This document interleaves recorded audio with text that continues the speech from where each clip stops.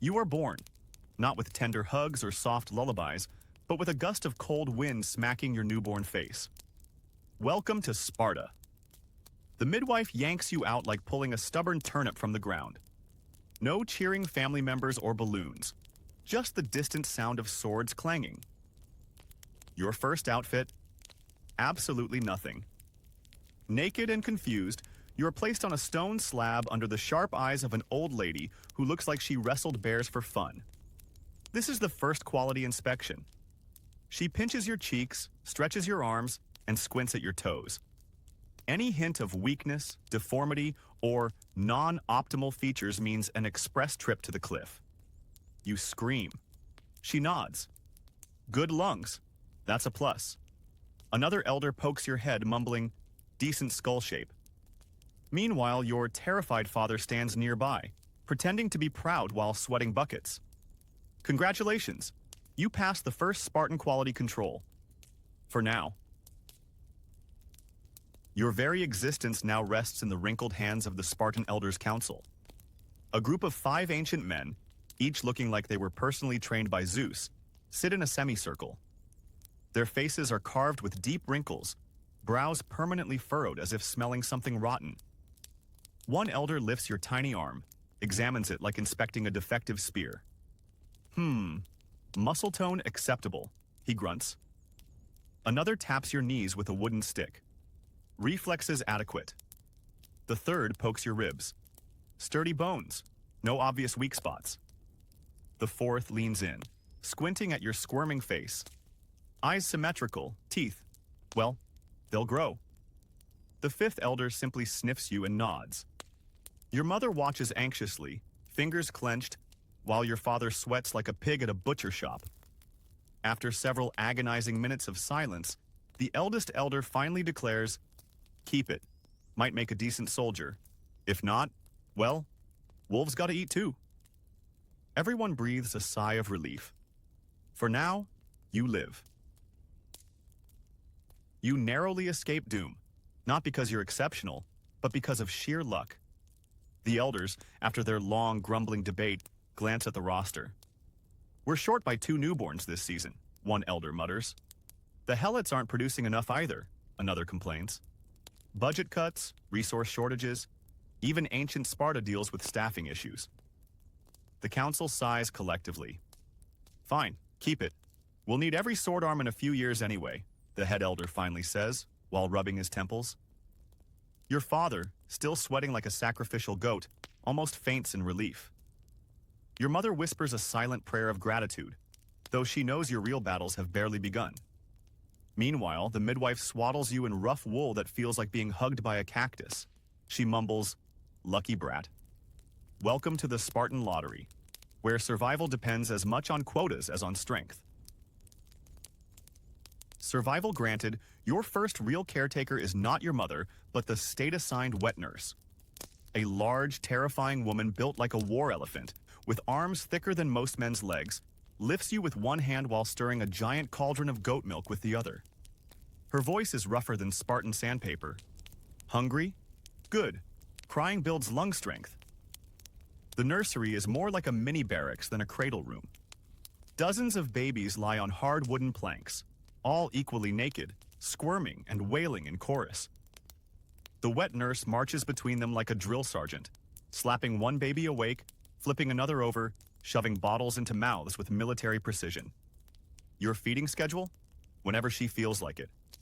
Your comfort? Irrelevant. One helot assistant timidly offers a clean cloth diaper, earning a glare that could kill a lion. "Spartans don't need comfort," she growls. "Congratulations. You're now officially property of the Spartan military daycare." In the Spartan nursery, there's a game far deadlier than any battlefield. The who falls asleep first loses challenge. Every baby instinctively knows the rules, though none remember who started it. Crying, flailing, kicking, they fight off sleep as if slumber means instant execution. One baby starts to doze off. Bad move. The wet nurse swoops in like a hawk, slapping the wooden plank with her hand. "Wake up! Spartans do not sleep before the enemy." The startled baby wails louder, triggering a chain reaction of screaming throughout the room. The scene resembles a tiny chaotic war zone. A few infants, exhausted but determined, pinch themselves or bite their own fingers to stay awake. Others glare at their neighbors, hoping someone else will give in first. Victory is measured not by trophies but by staying awake the longest without bawling uncontrollably. This is your first lesson in mental toughness. In Sparta, even nap time is a full contact sport. Even before you learn to speak, your parents begin your first real education. Pain 101. As you sit naked on a stone floor, your father gently flicks your tiny fingers with a wooden rod. "That hurts, doesn't it?" he asks. You bawl. He nods approvingly. "Good. Learn to embrace it." Your mother watches with arms crossed, occasionally tossing in helpful advice. "Next time, add some cold water. Shock builds resilience." Outside, other Spartan parents conduct similar lessons, pinching, poking, splashing cold buckets over their infants. Cries echo across the village like a disturbing lullaby. This isn't abuse, it's early military conditioning. If you fear pain, your father declares, the enemy wins before the battle even starts. Meanwhile, you hiccup between sobs, wondering if being a goat would have been easier. Welcome to Spartan parenting, where love comes wrapped in discipline and every teardrop is counted as progress. Forget modern vaccines with their tiny needles. In Sparta, your first immunization is brought directly from nature's venom. Today, the family hosts a snake-biting ceremony. The baby, you, is held firmly by your father, who wears a proud yet slightly nervous grin. Before you lies a small caged viper, its forked tongue flicking ominously. "Don't worry, my boy. This builds character," your father whispers. The village elder carefully extracts the snake, gripping its head tightly to control the bite. The wet nurse, always present, stands nearby with a bucket of herbal paste, ready for any excessive swelling. With precision, the elder allows a controlled nip on your chubby arm. You scream, your face turning crimson. "Excellent lungs!" someone shouts from the crowd. Villagers cheer as if watching a successful sports match. The venom dose is just small enough to avoid fatality, hopefully. Congratulations. You're now slightly more poisonous than yesterday. Spartan immunity training has officially begun. Crawling, an innocent milestone for most babies. But in Sparta, it's an obstacle course. The Spartan nursery master, built like a boulder with arms, introduces the crawl or be whipped training session. The floor is scattered with small wooden hurdles, pebbles, and randomly placed thorny branches. As you timidly place your tiny hands forward, the master stands looming behind you, holding a thin switch. "Move faster, little warrior," he barks. One baby hesitates too long. Whack! The sharp sting echoes. You crawl with wide eyes, narrowly avoiding a pebble pile, only to swerve last minute from a prickly branch. Around you, other infants flail, stumble, and occasionally yelp from minor whippings. The wet nurse watches from the corner, arms crossed, nodding in approval. "Good discipline," she mutters. By the end of the session, you're sweaty, teary-eyed, and slightly bruised, but alive. Congratulations, you've survived Spartan crawling boot camp. Nap time? Not yet. In Sparta, even learning to walk isn't gentle. The Run Before You Walk program begins today. You're barely able to stand, yet the Spartan trainer claps his massive hands and bellows, "No crawling, Spartans advance." Tiny legs wobble like newborn goats as you're released into the training yard. The ground is uneven, peppered with loose stones and small ditches, because flat surfaces are for weaklings. The trainer marches alongside you, roaring instructions. Stride wide, chest out, don't fall like an Athenian.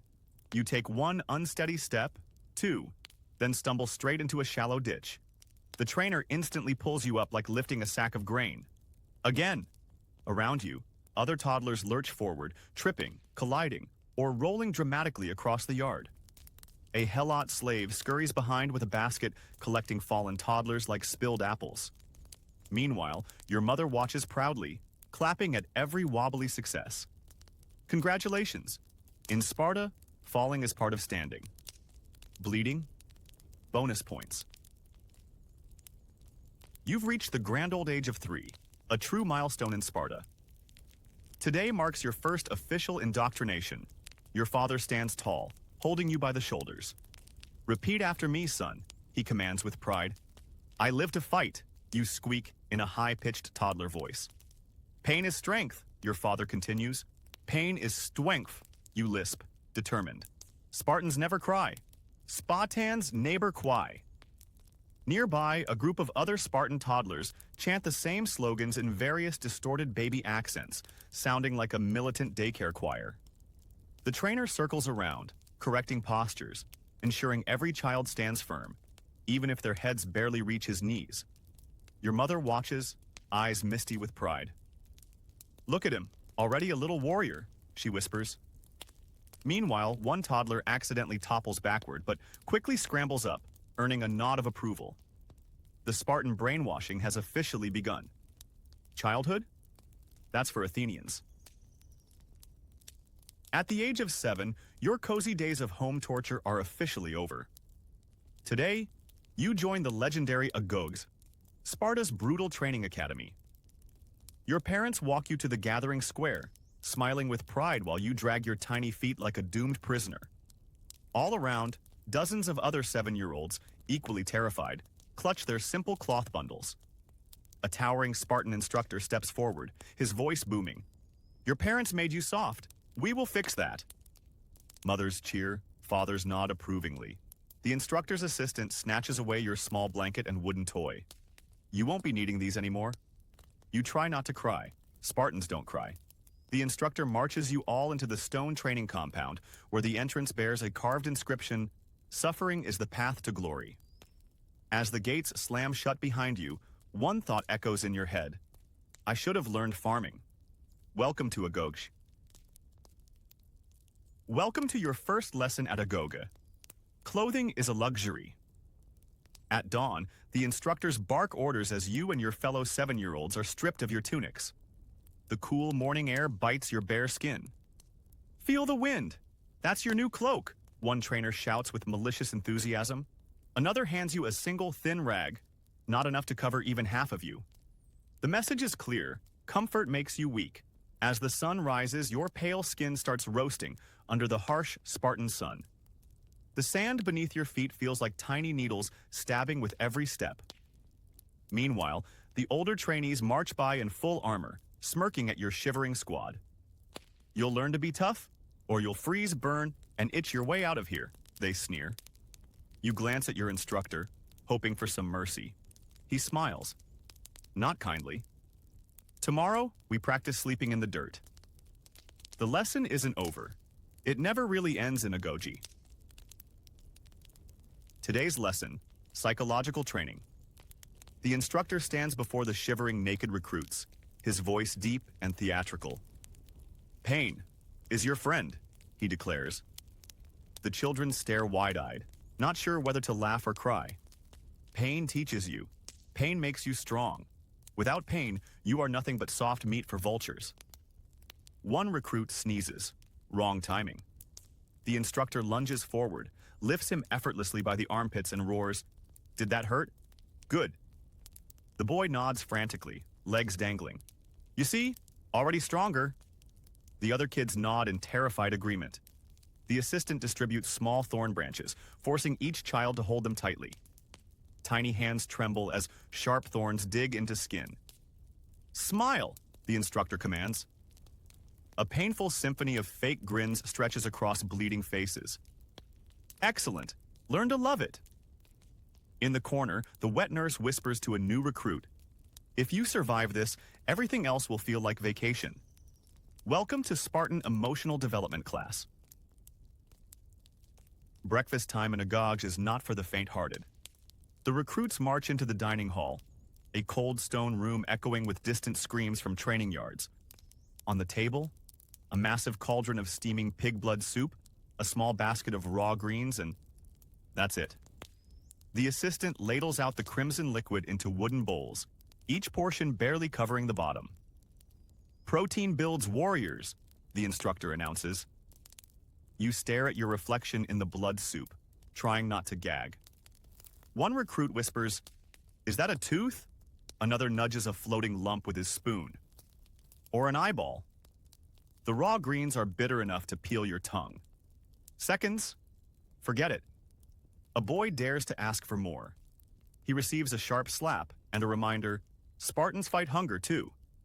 As the meager meal disappears, the instructor roars, full stomachs make slow warriors. Congratulations. You are now both underfed and highly motivated. Spartan nutrition at its finest.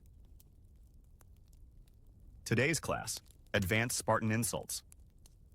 The instructor paces the courtyard like a lion, barking, words can hurt as much as swords.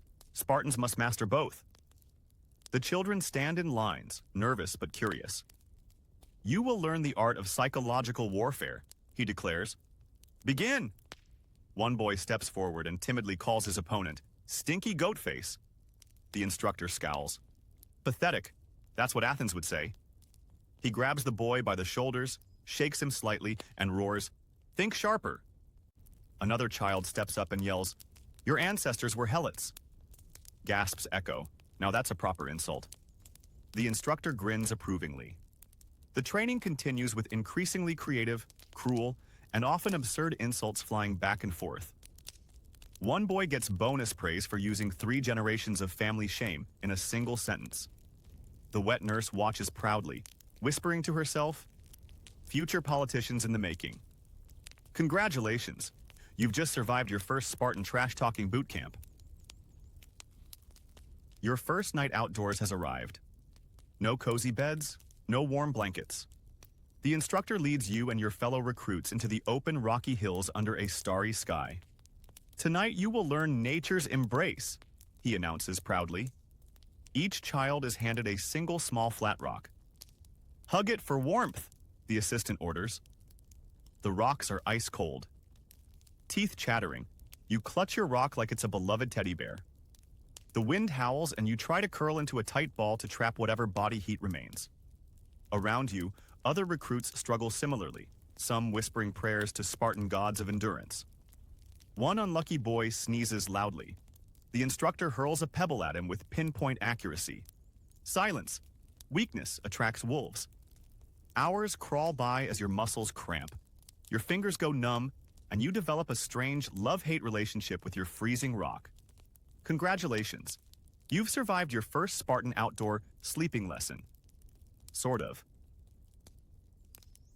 Today's class, Survival Theft 101. The instructor gathers the recruits under the moonlight, whispering like a conspirator. A Spartan must take what he needs, but never get caught. The children lean in, wide-eyed. Tonight, you will steal your dinner, he smirks. The target. A guarded storage hut filled with stale bread and dried fish. The boys split into teams, tiptoeing like tiny barefoot ninjas through the dark camp. One boy accidentally kicks a loose pebble. The sharp sound echoes. The assistant's head snaps around like a hunting owl, eyes gleaming. Failure means hunger, he warns. You hold your breath, crawling closer to the prize. The air is thick with tension, every creak of wood or distant hoot of an owl sounding like a war drum. Finally, with trembling hands, you grab a moldy loaf and sprint back into the shadows. Success for tonight. Welcome to the Spartan art of not getting caught while committing crimes. Philosophy class. You'd expect quiet discussions, but this is Sparta. The instructor paces like a wolf, barking questions about honor, loyalty, and discipline. The recruits sit cross-legged, pretending to listen while fighting off exhaustion. You feel your eyelids grow heavy. Big mistake. Your head nods, just for a moment. Snap. A sharp slap on the back of your head jerks you awake. The instructor growls, "Sleep is for corpses." But it's too late. The others saw your weakness. Suddenly, your classmates swarm you like piranhas. Slaps, shoves, pinches. They unleash a flurry of disciplinary correction. This is not punishment, they claim. It's peer improvement. You curl up defensively as a dozen small fists rain down. The instructor watches calmly, arms crossed. Good. They learn faster this way. Congratulations. You've just experienced your first democratic group beating, Spartan style. Today's lesson, Spartan Ethics, Betrayal 101. The instructor stands before the recruits, eyes burning like twin bonfires. Listen carefully, he bellows. In Sparta, betrayal is the highest crime. Betray your brother, and you betray the city. Betray the city, and you deserve the pit of Hades. The recruits gulp nervously. To drive the point home, the assistant dramatically drags out a dummy wrapped in cloth, labeled traitor. He flings it into a deep pit as the boys watch in horror. That's where traitors belong, the class repeats in unison. Into the pit. The instructor paces between them, barking scenarios. Your friend steals food? Do you report him? The boys hesitate. Wrong answer. No, you stop him before he fails, or you all fail together. The wet nurse watches proudly, muttering, Good little fanatics. Congratulations. You've completed your first Spartan crash course in group loyalty. Or else. Health check day at Agoge is as cheerful as you'd expect. Not at all. The assistant examines the recruits one by one, poking bellies and checking ribs. Tapeworms. Excellent. They keep you thin and hungry, he grins. One boy coughs, another scratches his bloated stomach. Fever? Parasites? Good training. Real enemies won't care about your tummy ache, the instructor bellows. Instead of rest, the sick are sent to run laps around the training yard. You can vomit on your own time. The boys wobble as they jog, pale and dizzy, but determined not to show weakness. The wet nurse watches with crossed arms, nodding proudly. Sickness builds character. One kid collapses. A quick slap and bucket of cold water revive him instantly. Now sprint! Welcome to Spartan Healthcare. If you're not dead, you're fine. It's time for the ultimate Agog test, hand-to-hand combat. The recruits stand in a wide dirt arena, forming a rough circle around two trembling boys in the center. The instructor roars, There are no rules except one, do not die. The assistant tosses down a pair of leather-wrapped training sticks, but the boys barely glance at them. The fight quickly devolves into a full-on brawl. Scratching, biting, hair-pulling, wild punches. The spectators cheer wildly, forming informal gambling circles, betting who'll cry first. One kid gets slammed into the dirt, eats a mouthful of sand, then leaps back up swinging. The instructor grins proudly. That's the spirit. Meanwhile, the wet nurse claps rhythmically like it's a festive parade. After several chaotic minutes, both boys collapse, gasping for air, faces bruised, but alive. Excellent. Now switch opponents. The next pair nervously steps forward. Welcome to Spartan Recess. No playground, only pain. Welcome to Home Economics, Spartan Edition. But instead of sewing or cooking, today's lesson is how to burn enemy houses efficiently. The instructor stands before a model wooden hut built just for training. Pay attention, boys. Fire is your best friend in psychological warfare. The recruits stand in awe as the assistant carefully demonstrates how to stack dry branches and smear fat around the doorway for maximum flammability. Faster ignition, greater panic, he grins. The first volunteer nervously steps forward, holding a lit torch. With shaking hands, he lights the fat-soaked wood. Flames roar instantly, illuminating the boys' wide eyes. The instructor claps. Excellent technique. The fire crackles and pops while smoke billows into the sky. Some boys cheer wildly, others instinctively take a step back from the growing inferno. The wet nurse sighs with dry sarcasm. Lovely future husbands we're raising here. Congratulations. You just graduated from Spartan Domestic Arson 101. Today's special training, verbal warfare, advanced insults. The instructor stands with arms crossed, his eyes scanning the recruits. A Spartan warrior must crush the enemy's spirit before crushing their bones. Words can break hearts faster than spears. The boys form two lines facing each other, preparing for verbal combat. One scrawny boy steps forward, pointing dramatically. Your mother knits like an Athenian granny, gasps erupt. His opponent fires back. At least my father didn't cry during battle like yours. The circle erupts in ooh reactions. The instructor claps enthusiastically. Good, make it personal. Soon, the insults escalate into absurd levels, comparing grandmother's beard length, pig wrestling abilities, and chicken chasing speed. The wet nurse watches from afar, half amused, half mortified. Future politicians, every single one. Congratulations. You've just mastered the fine Spartan art of psychological annihilation through creative mockery. Today's exercise, hide and hunt. A delightful little game where the hunters are ferocious hounds, and you are the prey. The instructor grins wickedly. Remember, boys, outrun the dogs or become their chew toy. The recruits scatter like terrified mice across the rugged forest terrain. Heavy breathing, frantic footsteps, and nervous giggles fill the air as barking grows louder behind them. One unlucky boy trips over a root and faceplants into the dirt. A barking dog closes in, only to be yanked back by its leash at the last moment. Training, not slaughter, yet. The assistant laughs. Motivation through terror, my favorite teaching method. The boys scramble up trees, dive behind bushes, or sprint blindly deeper into the woods. The wet nurse watches from afar, knitting calmly as if this were an afternoon picnic. Congratulations. You just played Spartan hide and seek, Extreme Edition. Lunch is served, if you can call it that. A single moldy loaf of bread sits at the center of the dirt training yard. The instructor grins, arms wide. Who wants it? Prove you deserve to eat. The boys glance nervously at each other. One brave recruit lunges first, but immediately 3 others tackle him to the ground. Fists fly, sand kicks up, and teeth occasionally make contact with flesh. It quickly turns into a full-blown chaotic brawl over the sad piece of bread. The instructor shouts gleefully, "Excellent teamwork and survival!" The assistant cheers like a spectator at a gladiator match, while the wet nurse calmly knits, unfazed by the chaos. After several bruises, torn tunics, and one lost tooth, the loaf finally gets split, more or less, among the last boys standing.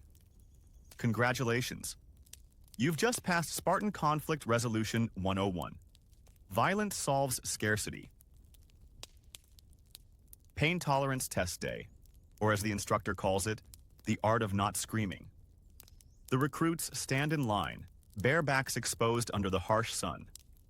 The assistant steps forward, holding a long leather whip. You scream, you fail, the instructor growls. The first boy steps forward, trying to look brave. Whack! The leather lashes across his back. His eyes water, but he clenches his teeth. Whack! The second strike makes his knees buckle, but he stays silent. The third boy isn't so lucky. The moment the whip cracks, he lets out a high-pitched yelp. The instructor sighs dramatically. Disgraceful. Back to the end of the line. The others shuffle nervously, trying to mentally prepare for their turn. The wet nurse knits in the background, humming an upbeat tune as if whipping children was just another regular day. Congratulations. You've now entered Spartan Pain Management, level Psychopath. Tonight's assignment, Night Patrol, or as the instructor calls it, sleep deprivation with extra cardio. The recruits march into the pitch-black forest, each carrying a tiny oil lamp barely illuminating the path ahead. The instructor growls, "Stay alert, predators hunt at night, and I'm not talking about wolves."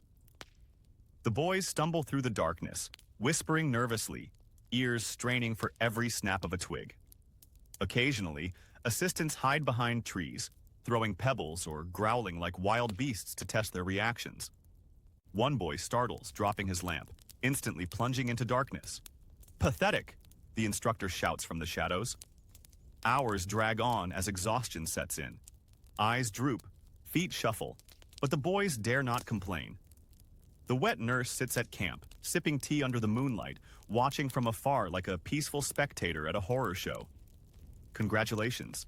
You've now completed Spartan Midnight Anxiety Training. After weeks of brutal training, one thought keeps bouncing inside your exhausted brain. Why are we doing this? As you sit on a cold rock under the starlit sky, bruised and dirty, you finally start a silent conversation with yourself. Is this really making me stronger or just insane? You look around. Your fellow recruits snore loudly, sprawled across the ground like unconscious war casualties. The instructors sleep soundly too, having thoroughly terrorized you all for the day. Somewhere in the distance, a wolf howls, adding to the dramatic vibe. You imagine yourself years from now, standing proud in shiny armor, or maybe still eating moldy bread and dodging whips. Do normal children play with toys, you wonder? The wet nurse, still awake, quietly hums a lullaby while knitting yet another pair of socks. Congratulations. You've officially reached the existential crisis phase of Spartan childhood. Today's activity, sunbathing Spartan style, also known as being tied up and roasted alive, for training purposes, of course. The recruits are lined up in the scorching courtyard, each tied to wooden posts with their arms spread like sad little scarecrows. The instructor announces cheerfully, 8 hours under the sun. Build your resistance, boys. Sweat instantly pours down as the sun blazes mercilessly. Some boys squint. Others start humming songs to distract themselves. Flies buzz joyfully around their faces, landing on their sweaty brows. One boy tries to lick sweat dripping into his mouth. The assistant strolls by, fanning himself, pretending to supervise.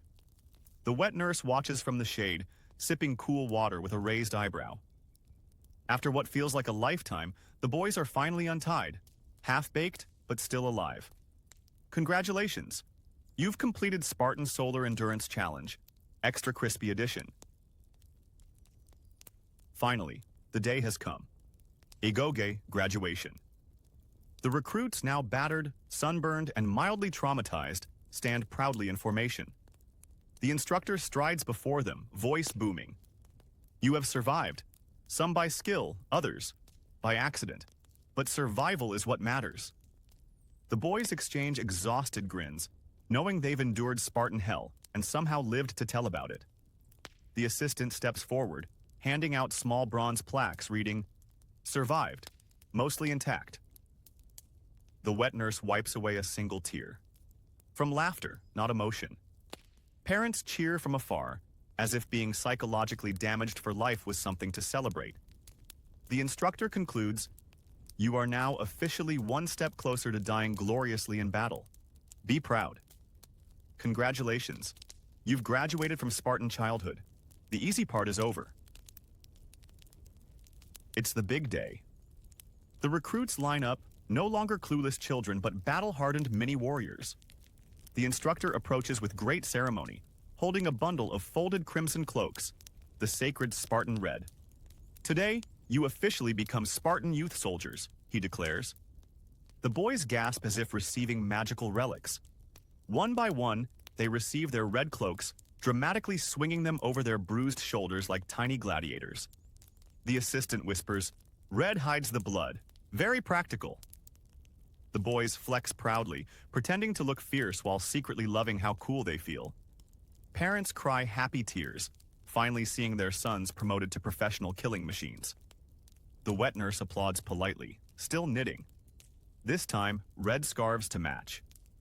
The instructor finishes with a booming chant. "Sparta first, pain second, comfort never." Congratulations. You've been promoted from barely alive to officially expendable. Today's lesson, how to die beautifully. The instructor paces dramatically in front of the young Spartans, voice booming like a theater actor. When you fall in battle, you don't flop like a dead fish. You fall with dignity.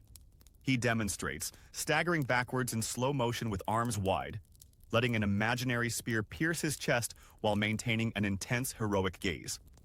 The boys try to imitate, but one slips and lands flat on his back like a dropped sack of grain. The assistant sighs. "That's how you die ugly?" The instructor glares. "Practice until your death scene wins applause." The recruits spend the entire day rehearsing their most cinematic battlefield collapses. Parents watch proudly as their sons perfect the art of theatrical demise. The wet nurse quietly bets with other nurses on which boy has the most dramatic fall. Congratulations. You are now qualified to die. Fabulously. Weapon Selection Day. The recruits stand before a massive pile of spears, each one longer than their own height. The instructor bellows, "This is your best friend. Treat it better than your family." The boys stare up at the towering spears in awe and mild fear. One brave recruit tries to lift a spear, but the other end tips and knocks over 3 of his comrades like bowling pins. The assistant groans. Excellent. You've just killed your entire squad. In practice. The instructor, unfazed, continues. Your spear should become an extension of your body. Think of it like a very pointy, very deadly arm. The boys struggle, wobbling under the weight, trying to balance the absurdly long poles. The wet nurse whispers to another nurse. Maybe we should have taught them to walk first before handing them tree trunks. Congratulations. You now possess a weapon you can barely carry. Marching practice, 8 hours straight. The young Spartans line up under the scorching sun, sweat already pouring before they even take a step. The instructor shouts, left, right, left. If your rhythm fails, you fail Sparta. One boy's sandal slips, causing a domino effect of collapsing recruits. The assistant face palms. Magnificent. The enemy would be rolling on the ground laughing by now. The instructor paces like a drill sergeant, correcting postures, pulling shoulders back, and poking stomachs with his staff. Keep your spear steady, or you'll poke out your comrade's eye. Again. The boys march on, their red cloaks flapping, legs trembling like baby deer. As evening falls, they finally finish, crawling back to camp. The wet nurse awaits with muscle-relaxing oil, massaging tiny aching calves while muttering, Congratulations, my little cripples. Congratulations. You've survived your first 8-hour Spartan shuffle. Welcome to the Battle Cry Symphony class. The Spartan boys stand in a perfect formation, lungs expanded, faces red like boiled lobsters. The instructor roars, Your scream should shake Olympus itself, they begin. A deafening chorus of mismatched screams erupts, some shrill, some growling, others cracking like teenage voice breaks. The assistant winces, covering his ears. Beautiful. We've summoned every wild animal within 10 miles. The instructor stomps over to one boy who squeaks like a frightened mouse. Louder! The boy inhales deeply, releasing a war cry so high-pitched that nearby crows drop from the sky. The others laugh until they cough. The instructor, not amused, bellows, Again, this time I want Athens to hear you. The training continues for hours, throats sore, voices cracking. By nightfall, their battle cries resemble a pack of angry goats. Congratulations. You've mastered the art of making your enemies go deaf, or die laughing. The young Spartans stare at the gleaming bronze shields stacked before them. Each one is nearly as heavy as its bearer. The instructor grins like a sadist. Your shield is your life. If you drop it, you might as well dig your own grave. The boys groan as they hoist the massive discs onto their arms. Their skinny biceps quiver. One boy tips sideways, nearly flattened under the weight. Balance, boy, barks the instructor, poking him upright with his staff. Your enemy won't wait for you to fix your posture.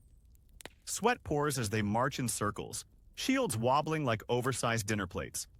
The assistant whispers, We should add wheels to those things. The instructor snaps, Real Spartans don't need wheels. By the end, the boys resemble turtles trapped under their own shells, collapsing one by one. Congratulations. You've learned how to carry a shield. Barely. The Spartan youth march in perfect formation, their bronze shields gleaming under the sun. But this isn't just about posture, it's vocal warfare training. As they stomp in synchronized steps, they chant insults aimed at their eternal rivals, the Athenians. Athens breeds philosophers. We breed warriors, one shouts. Another adds, While they debate in togas, we sharpen swords. The instructor, walking alongside, nods approvingly. Louder! Make sure they hear you from across the Aegean. The chants escalate into a symphony of creative mockery. Their democracy is as wobbly as their wine-drunk legs. The boys snicker, but keep marching like war machines. An assistant quietly mutters, I hope Athens never learns to throw insults back. We'd be doomed. The instructor glares. In Sparta, wit is optional. Strength is mandatory. The exercise concludes with a final synchronized stomp, their voices echoing through the valley like a sarcastic war cry. Today's drill is simple. Stay in formation and try not to knock over your comrades while simulating battle. Easier said than done. The instructor bellows, "Ready, advance!" The young Spartans move forward with their enormous shields, feet stomping like a herd of armored cattle. Within seconds, one overly enthusiastic trainee rams into his neighbor, sending him spinning like a poorly balanced discus. "-1!" shouts the instructor gleefully. Another slips on loose gravel, crashing into two more. -3! The rest struggle to keep their lines straight while simultaneously avoiding each other's missteps. "Remember," the instructor growls, "the enemy will try to break your formation, but your worst enemy is yourselves." At the end of the drill, only 2 recruits remain upright, both clinging to each other, panting. The instructor claps sarcastically. "Excellent teamwork, at failing together." The boys exchange exhausted, sheepish grins. The Spartan instructor, with a sinister grin, announces a new motivational exercise. Face your partner. Now, motivate each other with your shields. The young Spartans stare nervously, unsure if this is a joke. It's not. Wham! The first pair slams their heavy bronze shields into each other's faces. One staggers back with a nosebleed, the other holds his ringing ears. "Good. Pain sharpens the mind," the instructor roars. The next pair goes, trying to outdo the previous impact. The clang echoes across the training yard as shields connect with awkward faces. Some trainees grit their teeth, others mutter curses under their breath. "Remember, in battle, your pain threshold will decide who survives," the instructor reminds. After several rounds, most boys are red-faced, bruised, and slightly concussed, but definitely more motivated. One trainee whispers, "Next time I'll motivate him into unconsciousness and save us both the trouble." As the moon rises, the trainees are gathered in a dark forest clearing. The instructor steps forward, holding a massive squealing pig by a rope. "Tonight you learn to kill not just with your hands but with your eyes," he growls.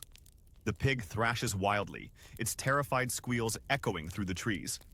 "Face your prey! Stare into its soul! Imagine it's your enemy!" The boys, some shaking, raise their short swords. The first trainee lunges clumsily, missing entirely and landing face first into the mud. The second stabs but barely grazes the beast's side. The instructor sighs dramatically. "Spartans, the pig fights better than you." Finally, one trainee lands a solid strike. Blood splatters. The pig collapses. The instructor smiles darkly. "Victory. Now clean up, and tomorrow you'll eat what you've killed." The boys glance at each other, silently hoping tomorrow's stew tastes less like terror. Today's challenge is simple, at least in theory. The trainees stand beside a murky, foul-smelling swamp pit, its green surface bubbling suspiciously. The instructor grins wickedly. Whoever holds their breath the longest under this refreshing Spartan spa wins. One by one, the boys take deep breaths and plunge into the slime. The first trainee resurfaces after 5 seconds, gasping for air and coughing up something slimy. The second lasts 12 seconds before shooting up, eyes wide with panic. The third barely gets his nose wet before bailing out entirely. "Pathetic," the instructor roars. Finally, one boy remains submerged. Seconds turn into minutes. The others watch nervously as bubbles rise. Just as the instructor leans over to check for signs of life, the boy bursts out, flinging muck everywhere, shouting, "I win!" The instructor smirks. "Congratulations, champion of sewer breath. Now go rinse off," in the same pit. Rations have run dangerously low. The supply wagons are delayed, again.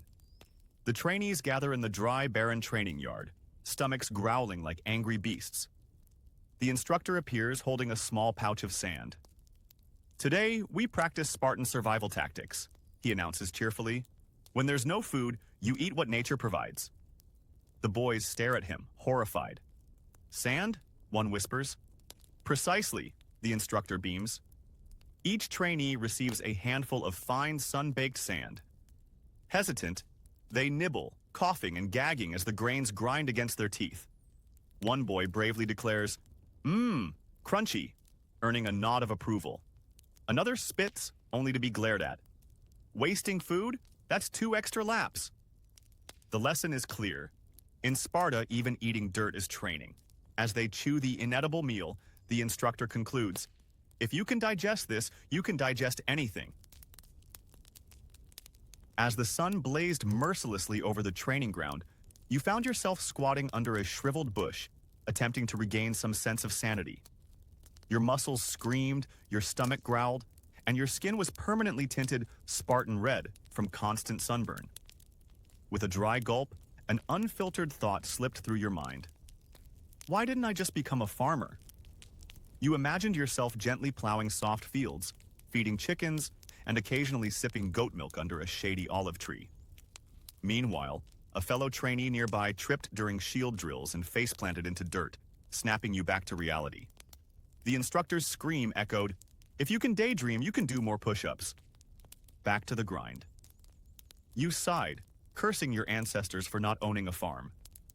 Farming suddenly felt like paradise compared to being a human battering ram. Today's punishment was bizarre, even by Spartan standards. During morning inspection, the instructor stormed over like an angry goat. He grabbed your leg, squinted, and declared, your leg hair is uneven. This is unacceptable for a Spartan phalanx. Apparently, even body hair symmetry affected shield formation discipline. The punishment? You were ordered to fully shave both legs, but only with a jagged rock. After several hours of blood, sweat, and lots of confused screaming, your legs resembled 2 red patchy war zones. The instructor nodded proudly. Now that's a man ready for battle. Meanwhile, your comrades struggled to hold back laughter, secretly grateful it wasn't their turn. You silently vowed never to skip leg grooming again, even in a military where bleeding is considered warming up. Today's training was called Become One with Pain. The task? Sprint barefoot through a long corridor filled with thorn bushes. As you lined up, staring at the vicious, spiky gauntlet ahead, the instructor cheerfully shouted, this is how we Spartans develop calluses worthy of legends. The first few steps were manageable, until the larger, evil-looking thorns introduced themselves to your souls. Each prick was a tiny stab to your dignity. Screams echoed like a poorly tuned choir as trainees hopped, limped, and cursed their way forward. The faster ones stumbled into thorn piles while trying to show off, adding comic flair to the suffering. After what felt like hours, you emerged looking like a hedgehog with feet bleeding gloriously. The instructor clapped, excellent. Next time, try smiling while you run. You couldn't feel your feet anymore, but hey, legendary calluses were starting to form. Probably. Welcome to today's most anticipated lesson, the art of insulting enemies with precision. The instructor, a battle-hardened sergeant with a voice like breaking gravel, stood before the eager trainees. You think stabbing is effective? Words can stab too, but they sting longer. He demonstrated by unleashing a barrage of venomous insults targeting an imaginary Athenian. Look at you. Your shield's round, but your belly's rounder. The trainees roared with laughter. Soon, everyone took turns practicing their verbal attacks. Some were surprisingly creative. Your spear is as straight as your crooked morals. Others, not so much. Your helmet smells funny. The instructor nodded sagely. Effective insults must crush both spirit and ego. After hours of hilarious practice, the trainees left with hoarse voices, sore stomachs from laughter, and a fresh arsenal of psychological warfare. Tomorrow they would go back to stabbing, but tonight they were masters of verbal annihilation. The moon hung high as the sacred loyalty ceremony commenced. The trainees, dressed in crimson cloaks, stood in perfect formation. At the center, the high commander stepped forward, his booming voice echoing. Tonight, you swear the oath of Sparta. No retreat, no surrender, no coming home unless victorious or dead. The trainees repeated in unison, their young voices trembling between pride and existential terror. One recruit whispered nervously, does wounded but alive count? The commander glared. You'll be too embarrassed to come back anyway. Suddenly, a goat was sacrificed. because no Spartan ceremony is complete without random blood. The High Commander smeared blood across each trainee's forehead. Now you are true Spartans. The boys stared at each other, trying not to faint. Somewhere deep inside, a tiny voice asked, "Why didn't I just learn pottery?" The ceremony ended with synchronized stomping that shook the ground. Tomorrow, they would return to training. Tonight, they carried the official Spartan weight: honor and mild panic. At dawn, the trainees embarked on their first helot hunting exercise, a uniquely twisted Spartan tradition. The instructors cheerfully explained, "Think of it as hide and seek, but with knives." The young Spartans, still rubbing sleep from their eyes, nervously gripped their spears. In the dense forest, wooden dummies painted like helots had been placed. Of course, some real helots volunteered too. The objective? Sneak up, strike silently, and demonstrate proper stealth murder form. One trainee accidentally stabbed a bush, another impaled his own sandal. The instructors applauded. "Excellent enthusiasm, terrible aim." Meanwhile, helots watching from afar exchanged sighs. "Here we go again." The absurdity peaked when a trainee dramatically tripped, rolling downhill and landing face first into a dummy. The commander shouted, "Perfect ambush technique, use gravity as your weapon." At sunset, the sweaty, scratched-up trainees returned, carrying bruises, broken spears, and, oddly, a chicken someone caught by mistake. "Welcome to the Spartan art of subtlety," the commander laughed. Subtle, indeed. Tonight's challenge: standing sleep for 5 hours straight. The instructors called it the art of vertical slumber, supposedly to train battlefield endurance. The trainees lined up like a row of exhausted flamingos, eyes half shut, swaying gently like reeds in the wind. One boy began snoring while still upright. Another leaned sideways, using his neighbor's shoulder as a pillow. A third lost balance and slowly collapsed, like a tree being felled in slow motion. Instructors with long sticks poked the drowsy ones. "Focus! Only 4 more hours." Every so often, a startled yelp echoed as someone jerked awake. Meanwhile, mosquitoes held a grand feast on their exposed legs. The absurdity reached peak comedy when one trainee mumbled in his sleep, "Mother, more soup, please." The instructor whispered back, "Only if you survive till dawn." By sunrise, the survivors stood like statues, wide-eyed with 1,000-yard stares, wondering if actual war could possibly be any worse than this nonsense. Finally, the day had come. After years of bleeding, sweating, and questioning their life choices, the trainees stood in perfect formation for the graduation ceremony. The instructors, wearing smug grins, handed each of them an official bronze helmet, slightly too large as if to say, "You'll grow into it if you survive." A grizzled veteran delivered the final speech. "Congratulations, you are now full Spartans. Your reward? A real battlefield where the enemy won't politely stop when you're tired." The crowd of parents, stoic and expressionless, clapped politely. One mother whispered, "At least he's not a potter." Meanwhile, the graduates glanced nervously at the distant hills where smoke hinted at their first real campaign. But for now, they allowed themselves a brief moment of pride, standing taller, chests puffed, helmets shining in the morning sun. And then came the instructor's cheerful reminder, "All right, boys, enjoy your last peaceful meal. War starts tomorrow at dawn." The moment of departure had arrived.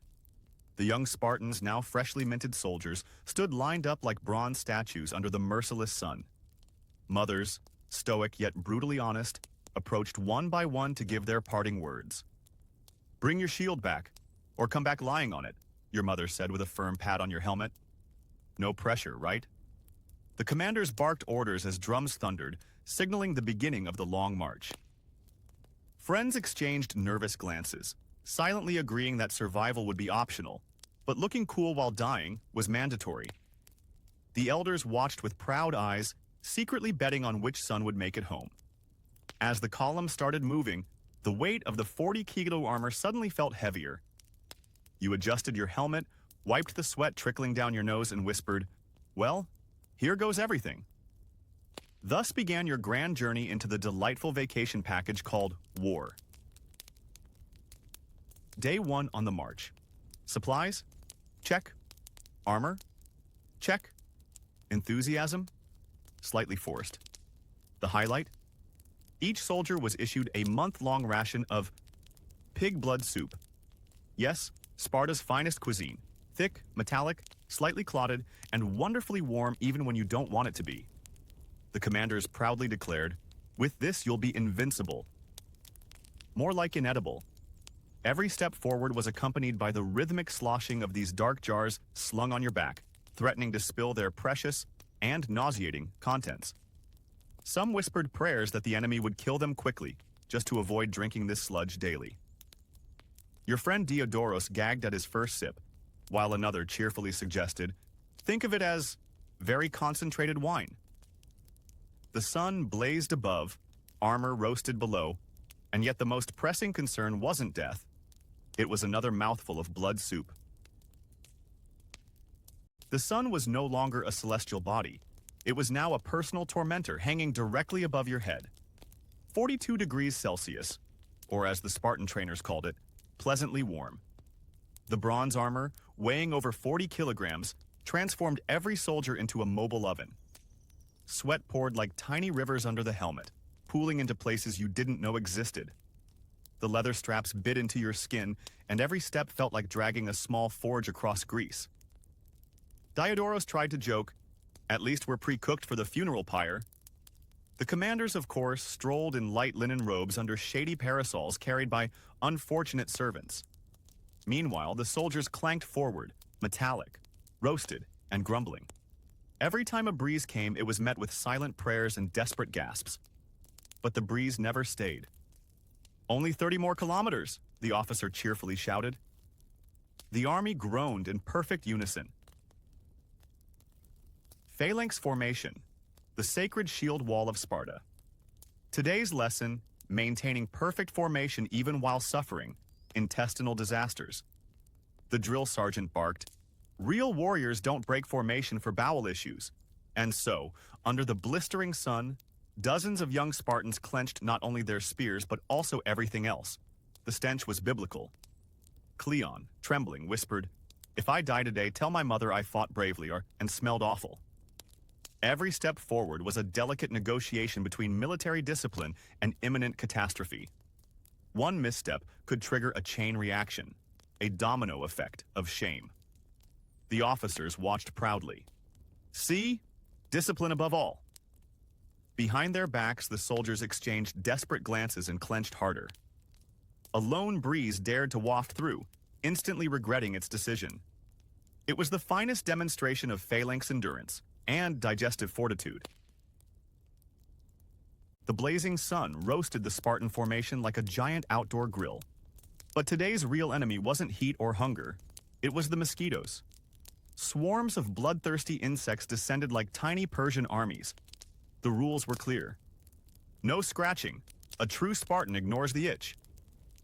Cleon twitched violently, his face a grotesque mask of suffering. One soldier whispered, "They've breached my helmet. They're inside." Another, with eyes bulging, mumbled, "I'm being drained alive." The drill sergeant paced, nodding approvingly at their restraint. "Good. Suffer with dignity." The phalanx looked like a frozen tableau of trembling statues. Muscles flexed, jaws clenched, eyes wide in terror, not from enemy arrows, but from the merciless buzzing. A single rogue hand dared to scratch. The sergeant's roar shattered the silence. "That's one push-up for every mosquito you just insulted." The soldier whimpered, regretting everything. Sparta, where discipline included losing blood to bugs. With honor.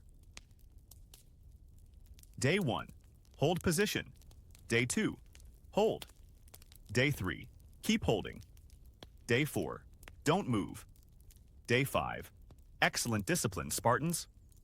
For 5 blazing days, the Spartan phalanx stood motionless under the merciless sun, staring at an empty horizon, waiting for an enemy that apparently got lost or simply enjoyed psychological torture. Sweat poured like a fountain beneath their bronze helmets, turning their leather sandals into tiny swamps. Flies buzzed, vultures circled, and a lizard boldly napped on Cleon's unmoving shoulder. The men's legs trembled, not from fear, but from cramps. One soldier whispered, "I forgot how to bend my knees." Another muttered, "I think my armor fused with my skin." The commander strolled by, beaming. "This, my brothers, is true warfare. Patience." A faint moan rose from the ranks. "Can we at least blink?" The answer, a cheerful, "No." Sparta, where victory was sometimes just not falling over while doing absolutely nothing, for days. Night march. The two words every Spartan dreaded after 5 days of standing still. The moonlight barely pierced through the rugged hills as the entire phalanx trudged forward in complete silence. "Eyes forward! No talking!" the commander hissed. But silence was quickly replaced by a symphony of stumbles, curses, and the unmistakable sound of men tripping over rocks. Every 5 steps, someone face-planted into the dirt, while the sharp edge of spears tore through the night like accidental scissors. Cleon, of course, managed to stab his own foot with his broken spear tip while trying to regain balance. "I swear these rocks are alive," he whispered. The soldiers resembled a drunk centipede, legs flailing, helmets bumping, shields clanking. A particularly nasty fall sent one poor lad somersaulting downhill, landing face first into a bush of thorns, yet valiantly declaring, "I'm fine." The commander simply nodded. "Good. We Spartans are always fine. Move on." And so the night continued, a parade of clumsy but stubborn warriors determined to reach battle, preferably still upright. After the clumsy night march, the exhausted Spartan soldiers finally set up camp on a rocky slope. But peace was short-lived. As soon as they tried to lay down, the age-old problem surfaced. Who gets the flattest, least miserable spot to sleep? "I got here first," barked Cleon, dropping his shield like a property marker. "Your shield rolled downhill, it doesn't count," retorted Demetrius, kicking a rock aside. Within minutes, the elite Spartan warriors devolved into petty squabbles worthy of preschoolers. Shields became boundaries, spears turned into measuring sticks, and helmets were used as makeshift pillows for negotiation leverage. "You snored last time, my turn for center spot." "You kicked me in your sleep?" The commander watched this absurd scene unfold, rubbing his temples. "Glorious sons of Sparta, truly fearsome," he muttered sarcastically. Finally, after much bickering, everyone settled, some on sharp rocks, others half hanging off the slope, like a pile of tangled laundry. "Tomorrow we fight the Persians," the commander sighed, "if we don't kill each other tonight first." The next morning, training reached a whole new level of absurdity. The instructor announced, "Today's exercise, simultaneous fighting and insulting." The soldiers blinked. "You expect us to multitask?" "Exactly. Demoralize the enemy while breaking their bones." The drill began.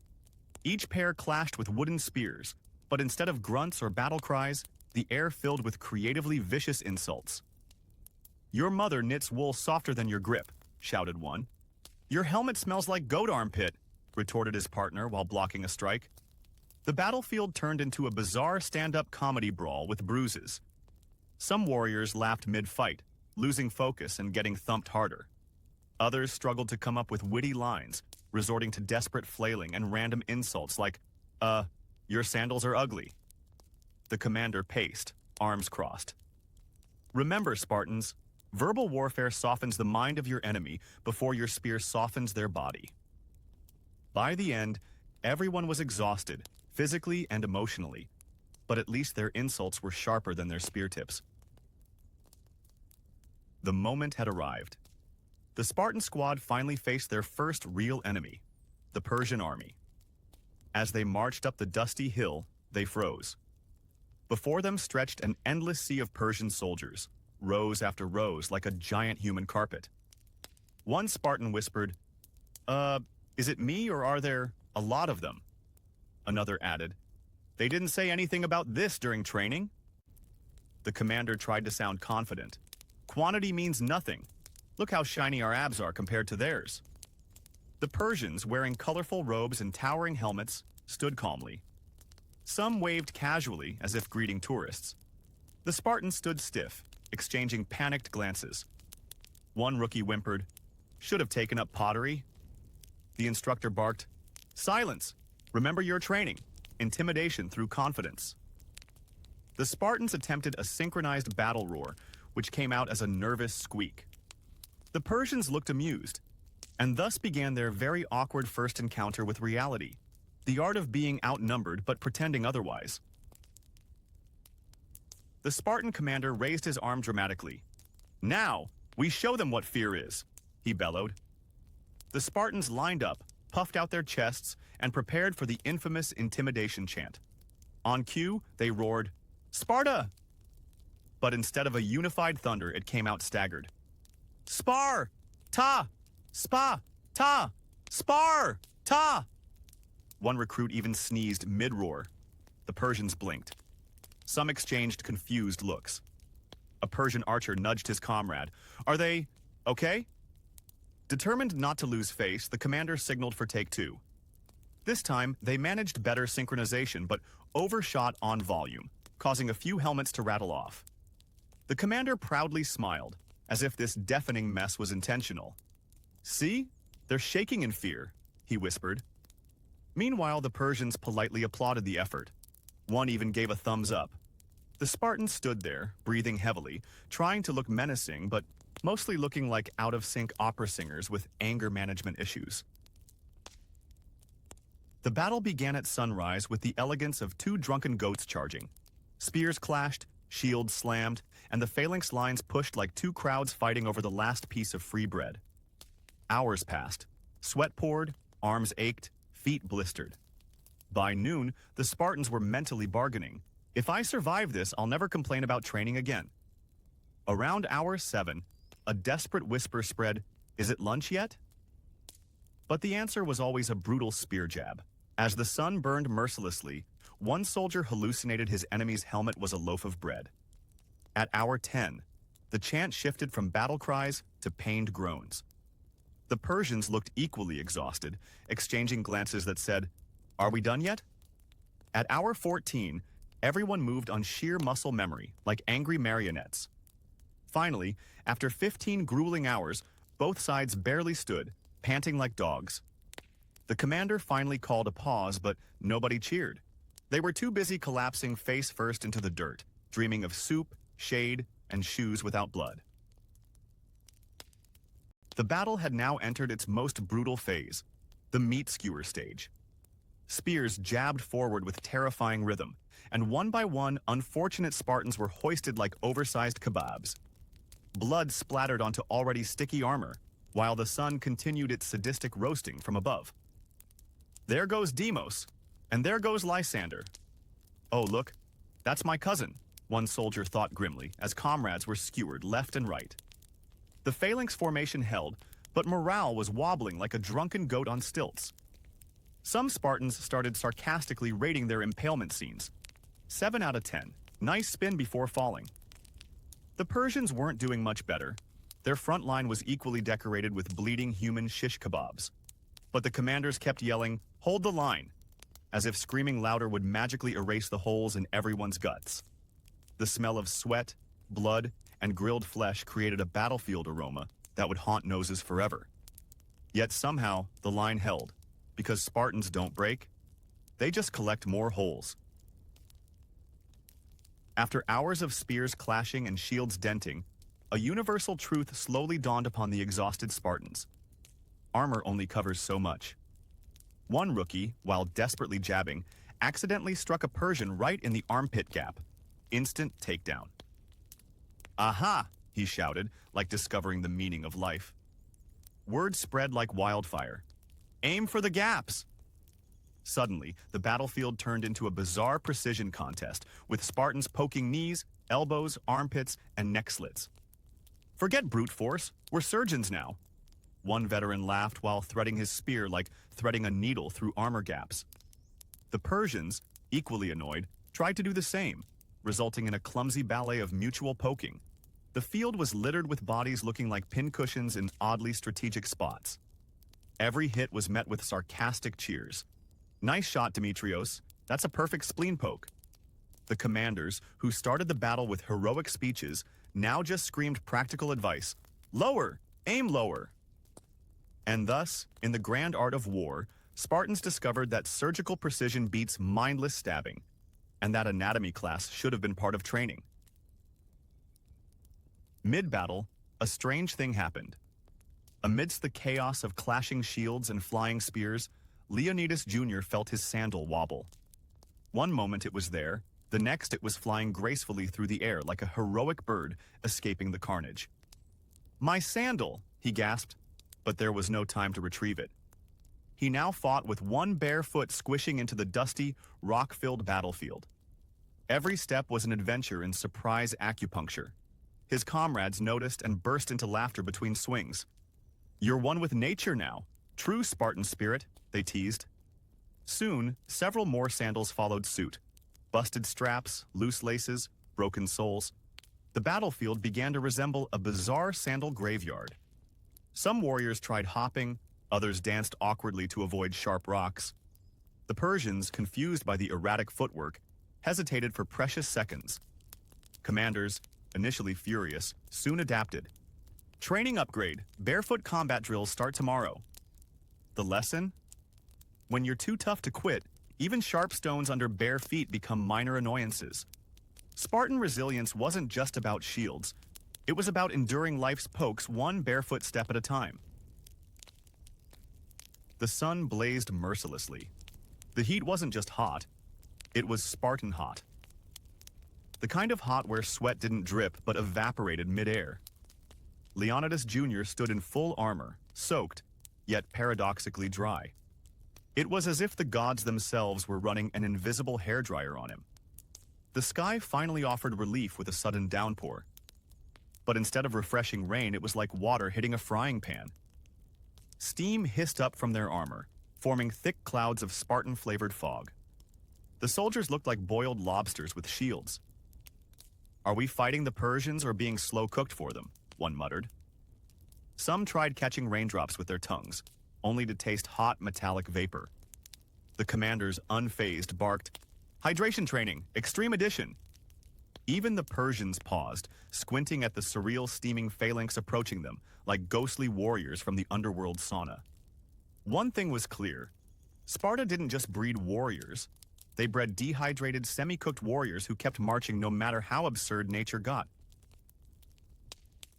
Before the battle resumed, a strange tradition unfolded. The pre-fight verbal duel. The Spartan commander, chest puffed like an overinflated goat, shouted across the field, "Persians, I see your army brought half your population. Must be afraid to fight one-on-one." The Persian general, cool as iced wine, shot back, "We simply want more witnesses for your embarrassing defeat." The Spartans chuckled. Leonidas Jr., not to be outdone, yelled, "We Spartans only need space to stack your bodies." The Persians smirked. "Then we'll save you time. Our arrows will stack you for us." The exchange continued like a bizarre comedy roast, with soldiers on both sides secretly enjoying the entertainment. Even the birds circled above as if waiting for punchlines. The tension mixed with absurdity created an oddly festive atmosphere, as if war was just an elaborate stand-up contest. But behind the banter, both sides gripped their weapons tightly, knowing that soon, words would be replaced by cold steel. The battle erupted like a chaotic dance of clanging shields and swinging spears. In the heat of the fray, Leonidas Jr. found himself slipping on a patch of blood-soaked mud. His feet flew forward, his body tilted backward like a poorly thrown javelin, and bam, he crashed straight into the back of his comrade Dorcos. Dorcos stumbled, barely managing to keep the phalanx formation intact. "Watch it, Butterfeet," Dorcos hissed without turning his head. "Sorry, slippery battlefield," Leonidas Jr. muttered, trying to realign his spear while half sitting on Dorcos's back. Yet, as absurd as it looked, their formation miraculously held. The surrounding Persians were momentarily confused by the slapstick maneuver, giving the Spartans a few precious seconds to regroup. It was an unintentional demonstration of the Spartan motto: fall gracefully, but never break formation.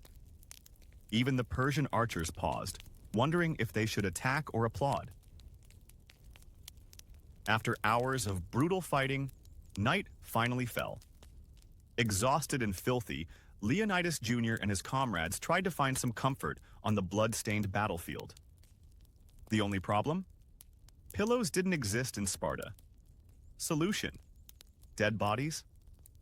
Leonidas Jr. awkwardly dragged the stiff corpse of his fallen buddy, Nicandros, and carefully propped it under his head like a lumpy, poorly stuffed cushion. "Sorry, buddy. At least you're still being useful," he whispered apologetically. Around him, other Spartans were busy arranging bodies like grotesque makeshift beds. One soldier even stacked two for extra neck support. The air was thick with the aroma of sweat, iron, and decaying meat, but no one complained. After all, luxury wasn't part of the training. As they drifted into a strange, haunted sleep, snoring blended with the distant groans of wounded enemies. In Sparta, even bedtime was a test of toughness. Nightfall on the battlefield is when creativity shines, or burns. The temperature plummeted, and the Spartans, still drenched in sweat from the day's combat, started to shiver. "We need fire," someone shouted. But what could they burn? Dry branches? Ha! The nearest tree had been chopped down months ago for spear shafts. Then one bright soul pointed to the broken shields, their bronze surfaces cracked like old plates. "Those will do." And so, the Spartans created what can only be described as the world's first metallic campfire. They stacked the shattered bronze pieces and lit them up, creating eerie greenish-blue flames that hissed and crackled. Toxic smoke filled the air. Eyes watered. "Perfect training for chemical warfare," one soldier joked through tears. Others simply nodded, grateful for the warmth.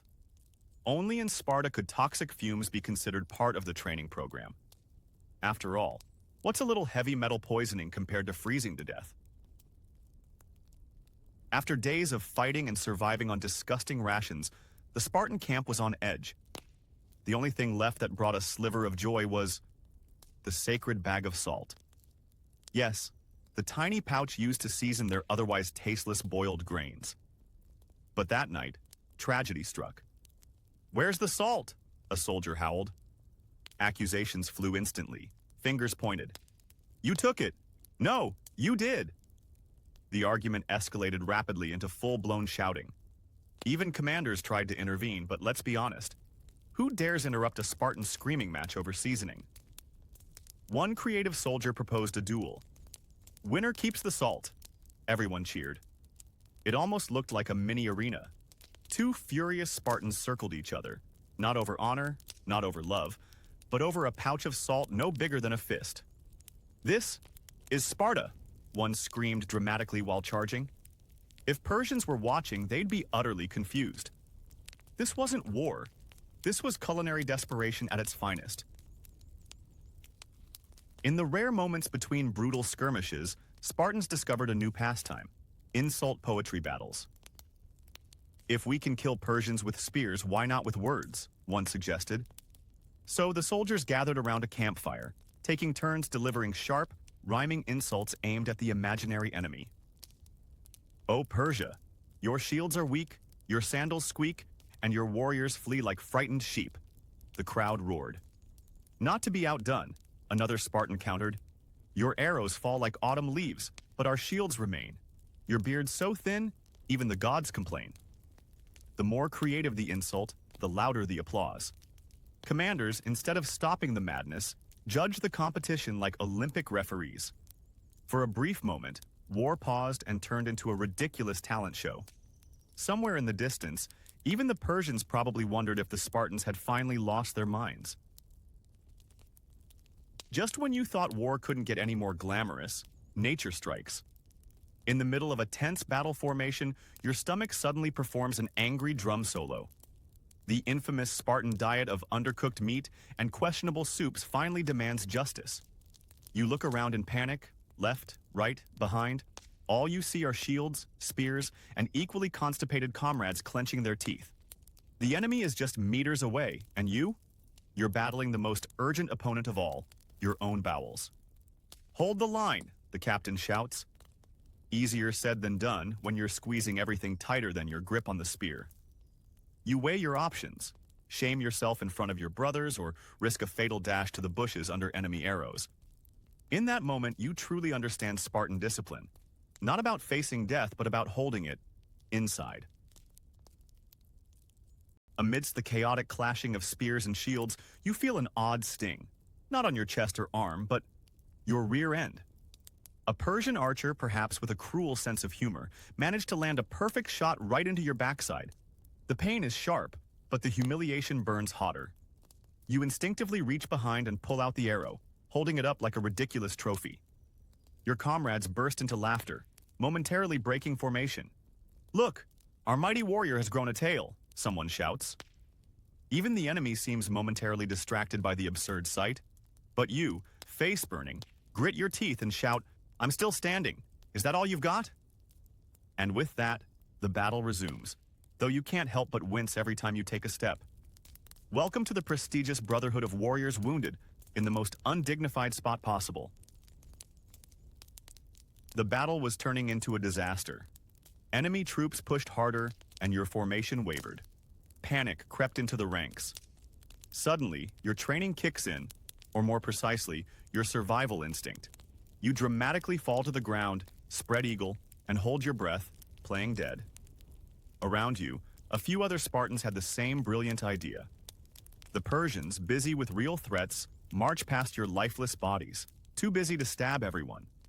One Persian even steps over you, muttering, "Hey, this one's already done." You fight the urge to sneeze.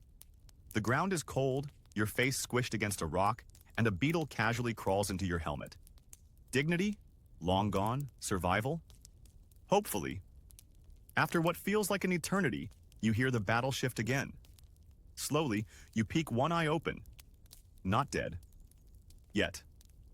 Congratulations. You've unlocked the prestigious fake dead Spartan technique. Just try not to cough.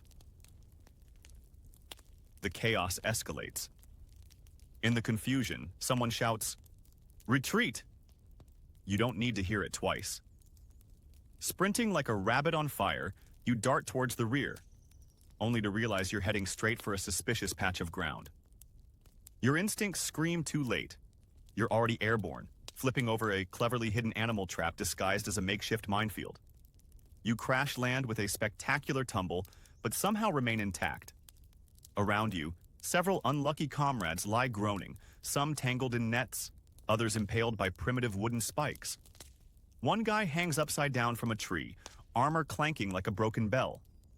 You scramble up, heart pounding, and keep running, narrowly dodging another trap triggered by a fleeing goat that clearly has more battlefield awareness than half your squad. So much for Spartan discipline. The glorious tactical withdrawal continues, with you leaping, ducking, and praying you won't end up as kebab for dinner. The battle rages on, and suddenly, a sharp stab pierces your side. You glance down. A Persian spear has punctured your armor, but miraculously missed anything vital. The blood trickles, but you're still standing. The enemy soldier grins, thinking you're finished. "Oh no, buddy. This is Sparta." You raise your sword high, ignoring the pain, and with all your might bellow, "Victory!" The shout echoes across the battlefield, startling your comrades and confusing the enemy. Some Persian troops hesitate, uncertain whether you're superhuman or completely insane. Blood dripping, armor dented, legs wobbling, you take a shaky step forward, eyes wild with adrenaline. Your fellow Spartans, inspired or perhaps equally deranged, join the chorus, "Victory!" The Persians exchange worried glances. Apparently, screaming maniacs are harder to kill than they thought. For one absurd moment, your ridiculous display of defiance turns the tide. Who needs tactics when you have pure, stubborn Spartan madness? Your sword shatters with a loud clang, leaving you holding nothing but a glorified metal handle. The Persian in front smirks, raising his own weapon with confidence. You glance at your broken sword, then at your fists. Well, plan B. With a primal roar, you lunge forward and land a solid punch right into his face, knocking his helmet off and sending him stumbling backwards. The other Persians freeze for a moment, utterly confused. Spartans fighting barehanded? That's a new level of insanity. You grab the enemy's own shield and start swinging it like a giant frying pan, bashing your way through the stunned Persian ranks. Your comrades cheer, some even drop their own weapons to join in the fistfight. The battle briefly turns into a chaotic brawl. Fists, kicks, headbutts flying everywhere. For once, your commander doesn't even shout orders. He's too busy punching a Persian officer himself. So much for elegant military tactics. This is now officially a wrestling match with armor. Day 1. Shouting, sword clashing, and chaos. Day 2. Screaming, sweating, more chaos. Day 3. Zombies in armor. After 72 hours of non-stop battle, nobody remembers why they're fighting anymore.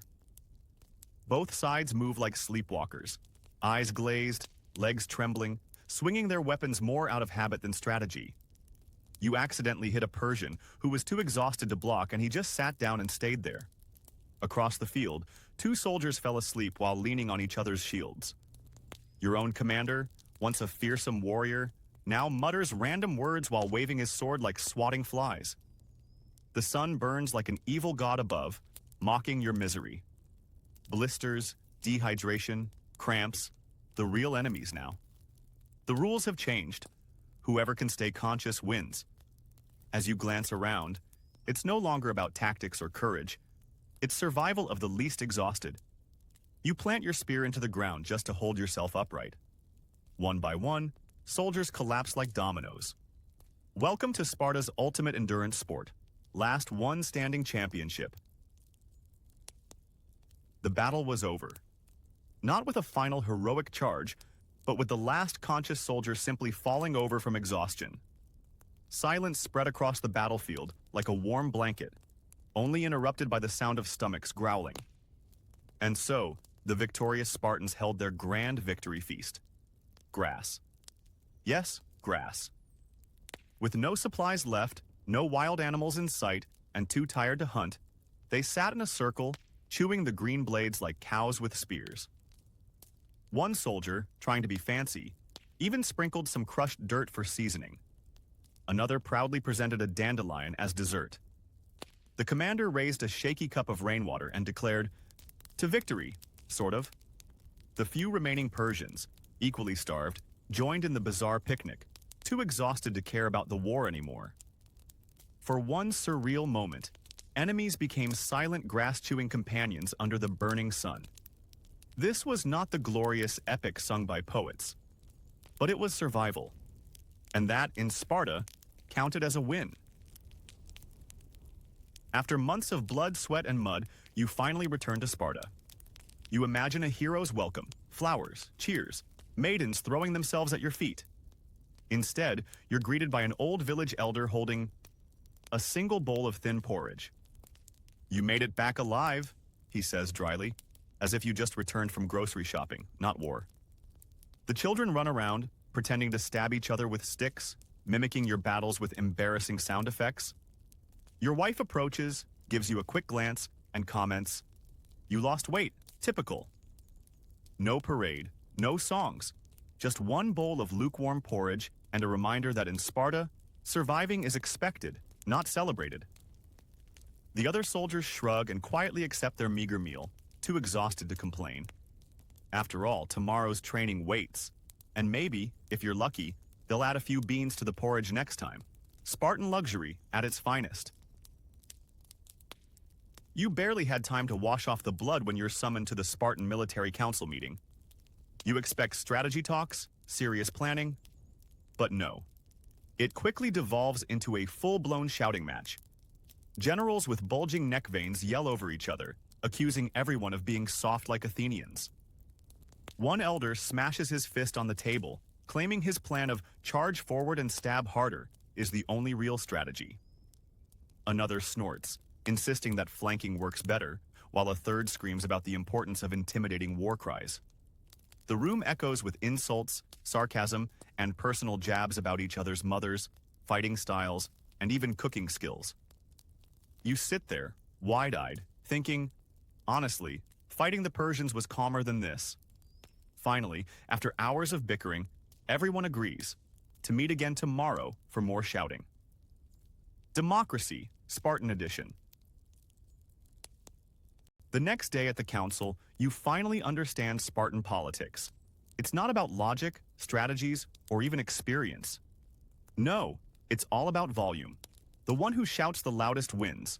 As soon as a proposal is made, a general with vocal cords like a war trumpet bellows his support.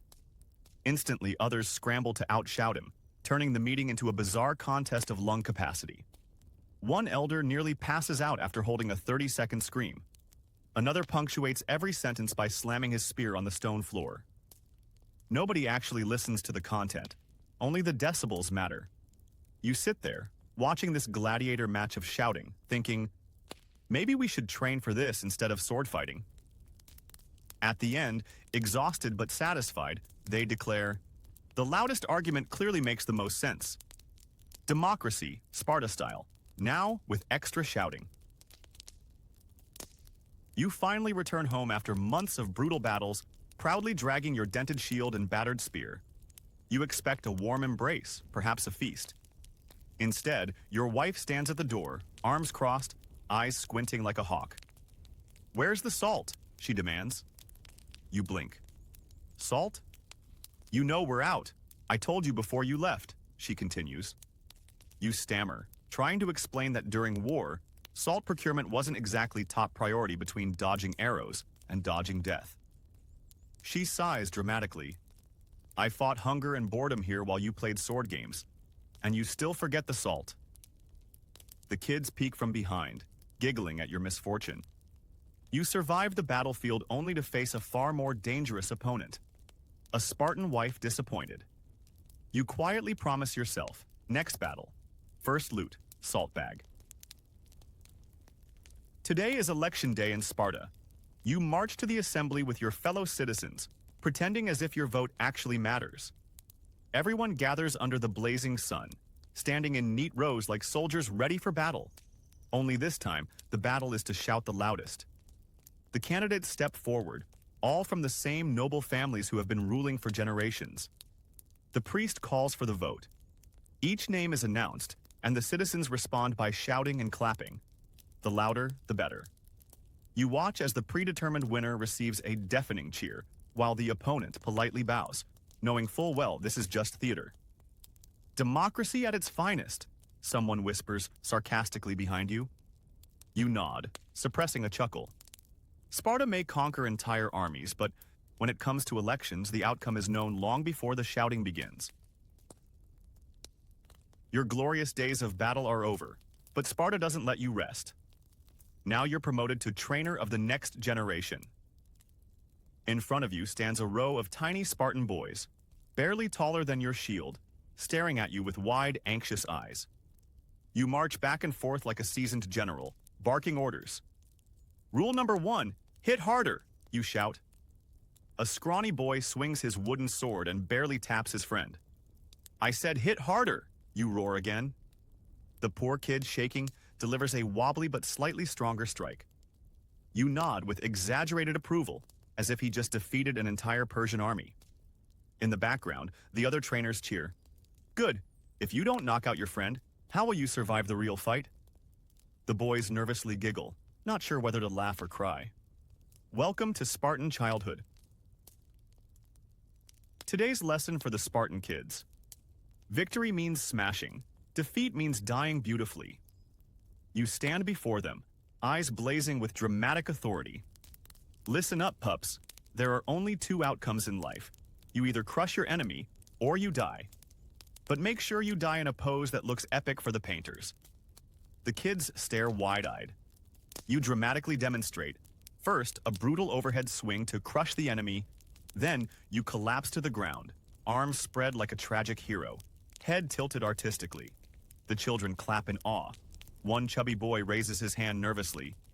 "But, sir, what if we just run away?" You freeze, then bellow, "Spartans do not run. We advance in another direction." The other trainers nod proudly. The lesson concludes with everyone practicing their heroic death pose, while the helot servants awkwardly sweep around them. The true battlefield of Sparta, the wives' insult tournament.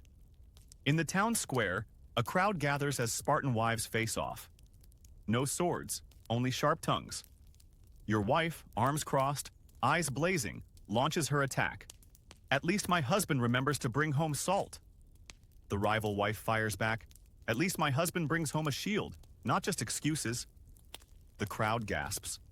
The insults escalate with masterful precision, each line sharper than any spear. Children cheer, old men place bets. Even the warriors, hardened by years of combat, flinch at some of the verbal blows. Your cooking is so bad even helots surrender to avoid eating it. Your sewing is so crooked even Zeus would trip. By the end, no blood is shed, but many egos lie dead on the ground. The winner receives a symbolic prize, a wooden spoon, perfect for stirring more trouble later. Back from countless battles, you now face your greatest enemy, farming. Standing under the scorching sun, you clutch a wooden hoe, staring at an endless rocky field that seems more impenetrable than any Persian phalanx. Sweat pours down your face as you strike the stubborn ground. "Why won't you surrender, cursed earth?" you mutter. A nearby elder chuckles. "War is easy, just stab. Farming requires patience and a stronger back." Every swing of the hoe feels like swinging a spear into solid stone. The calluses on your hands multiply faster than Persian reinforcements. By midday, your arms tremble, your back aches, and the field looks barely touched. Even your helot slave watches with mild pity. "At least in war I could lie down after killing someone," you groan. Farming, you realize, is the true Spartan endurance trial. No glory, no cheering crowd, just dirt, sweat, and endless weeds mocking you silently. You have faced Persian hordes, stared down walls of spears, and charged into chaos without blinking. But today, you meet your true nemesis, the village rooster. As you step into the yard, the feathery beast struts with arrogance, chest puffed, eyes glaring like a miniature warlord. You freeze. The rooster lets out a shrill cock-a-doodle-doo that echoes like a battle cry. You instinctively reach for a spear that isn't there. "It's just a chicken," you whisper to yourself. But the rooster advances, wings spread, claws clicking menacingly. Beads of sweat form. Villagers peep from windows, stifling laughter. A child points and giggles. The great warrior fears a chicken. The rooster lunges, sharp beak leading the charge. You leap back with a clumsy pirouette, tripping over a water bucket. Lying in the dirt, you glare at your feathery tormentor. "I have slain men thrice my size, yet this demon rules my yard," you mutter, defeated. Sparta's fiercest warrior, humbled by poultry. You sit by the village square, gnawing on a chunk of dry barley bread, when a breathless messenger arrives from Athens. "Great news," he shouts. "Athens is holding a grand athletic festival. Winners receive money." The crowd gasps. "Money? For sports?" You nearly choke on your bread. "Wait, they're paying people for running and jumping. Not even fighting," you exclaim, wide-eyed. Your fellow Spartans look equally horrified. "This is madness," one mutters. Another adds, "Next thing you know, they'll pay people for painting or philosophy." You all shudder. In Sparta, glory is earned by bleeding, not by sprinting around like fancy gazelles. "These Athenians, soft-spoiled heretics," you hiss. An elder shakes his head gravely, a civilization doomed by comfort. Meanwhile, a young Spartan whispers, "But what if we joined? We could win easily." The others glare at him like he suggested marrying a Persian. "No Spartan chases coins. We chase honor," you declare, dramatically biting into your dry bread, which now feels extra tasteless. You walk through the bustling Spartan marketplace, your brow furrowed. Merchants flaunt their exotic wares, silk, perfumes, shiny coins clinking in their pouches. One merchant, plump and smiling, waves at you. "Good day, brave warrior. Care to buy some imported olive oil?" You glance at your threadbare tunic and empty coin pouch. "Imported? I bleed on the battlefield and you sell shiny bottles?" you mutter bitterly. The merchant shrugs, jingling his gold rings. "Everyone has their talent." Another merchant brags loudly, "Trade brings wealth without shedding a drop of blood. Isn't that smart? Your blood boils. Smart? Try standing in a phalanx under 42-degree sun with arrows flying at your face, you bark. Other Spartans nearby nod angrily. While we're out there getting skewered, you're here counting coins. You glare at the smug faces, fists clenched. But deep inside, a tiny voice whispers, "Must be nice, though, sitting under shade, sipping wine, and making money." You quickly shove that treasonous thought aside. Real Spartans earn honor, not coins, you declare, storming off while the merchants go back to polishing their shiny wares. The celebration was wild. Spartan warriors drank like victorious gods, their voices echoing through the night. You, too, emptied cup after cup of harsh Spartan wine, feeling more heroic with each gulp. "To Sparta!" you shout, raising your cup. The crowd roars back. But soon, the world starts spinning, and your legs wobble like a newborn calf. "Time to go home," you slur. Suddenly, your loyal helot servant appears, sighing deeply. "Master, you did it again." Before you can protest, he lifts you up like a sack of potatoes and carries you on his back through the quiet streets. Other helots giggle as you swing limply, mumbling battle stories to the night sky. "I took down 10 Persians with 1 spear," you brag, eyes half closed. "Yes, master," the helot replies, rolling his eyes. Passing by Spartan citizens, you catch a few judgmental glances. "True Spartan spirit," one sarcastically comments. The helot carries you all the way home, dumps you gently onto the straw mat, and covers you with a blanket. "Sleep well, hero," he whispers, shaking his head as your loud snoring fills the room. The morning sun peeks through the wooden shutters as you sit in your humble Spartan home, sipping a bowl of bland barley porridge. Suddenly, your youngest son toddles over, his wide, innocent eyes shining. "Daddy, is killing people fun?" The spoon freezes halfway to your mouth. The room goes silent. Your wife, standing nearby, crosses her arms, eyebrows raised. You blink, searching for an answer. "Well, you see, in war, we protect Sparta." You start nervously. The boy blinks again, still waiting. "But do they scream funny when you stab them?" he adds cheerfully. You choke on your porridge, coughing violently. Your wife shakes her head with a sigh, muttering, "That's what happens when you bring war stories home." Your older daughter peeks in, giggling. "I bet Dad's got the highest kill score," she teases. You finally put down the spoon, rubbing your temples. "Listen, kids, fighting isn't fun. It's duty. It's complicated." Your wife snorts, whispering, "Smooth save, General." The children giggle and run off, leaving you contemplating your noble but brutally absurd Spartan life.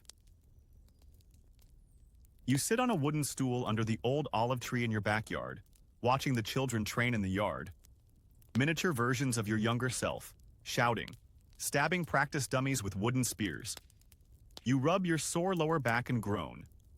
Every time you bend to pick something up, your spine protests with creaks louder than a siege tower. Your wife brings you a cup of herbal tea, smirking, "Mighty warrior reduced to back pain, huh?" You grunt.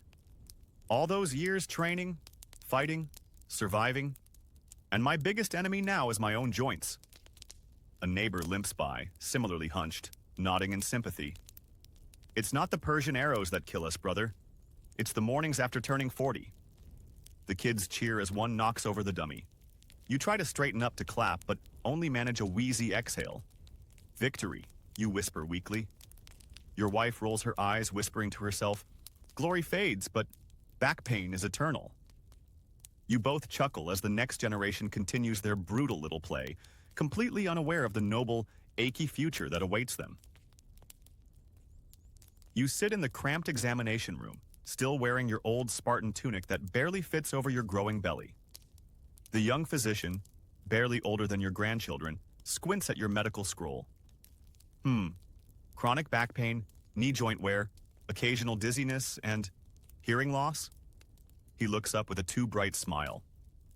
"The good news is you're alive. The bad news is, well, you're very alive." You grunt. "What do I do?" The doctor raises a finger like a wise philosopher. Light exercise, sir. Walk a bit. Stretch gently. Perhaps yoga? You stare at him as if he just suggested you surrender to Persia. In my day, warm-up meant headbutting a tree. The doctor chuckles nervously. That might explain the neck stiffness. Your wife, sitting beside you, crosses her arms. I told him 100 times to rest more, but no! Always had to outstare the younger soldiers. The doctor nods diplomatically, scribbles a few herbs onto the prescription tablet, and adds in a softer voice, and maybe fewer battles with your wife, too. With great determination, you step out of your house for your first light exercise walk, as prescribed. Your wife waves from behind, sarcastically shouting, "Don't break anything." You grumble and begin your march. 1 step, 2 steps, 3 steps. Suddenly, at step 5, a horrifying sound erupts from your knees, like 2 shields clashing in battle. Crack! Crark! The neighbor's chicken even flaps its wings in panic. You freeze, gripping your wooden walking stick like a spear. The old joints protest loudly with every tiny movement, echoing like rusty armor. A group of young Spartans passing by snickers, mimicking your jerky steps. One of them whispers, "Is that old man's knees or war drums?" Another jokes, "At least we know he's still alive." You sigh deeply. I survived Persian arrows, phalanx drills, and starvation. But my own knees will be my end. Slowly, with the dignity of a retired champion, you limp back home, while your wife already waits at the door, arms crossed, victorious smirk ready. Told you so. You sit on your wooden bench, attempting to bend down and tie your sandals. Big mistake. The moment you lean forward, your lower back shoots out a sharp pain like a Persian spear. Ah! You freeze mid-bend, mouth open, eyes wide. Your wife peeks from the doorway, rolling her eyes. Back again? Told you all that shield carrying would come back to haunt you? You recall your youth, countless hours holding that massive 40-kilo shield in phalanx formation, chest puffed, spine arched, like a statue of glory. Now your vertebrae sound like ancient wooden wheels creaking under a cart. A visiting young soldier tries to help, but you bark, "Don't touch me. My pride hurts more than my back." Every attempt to straighten is a slow, dramatic ballet of tiny steps and grunts.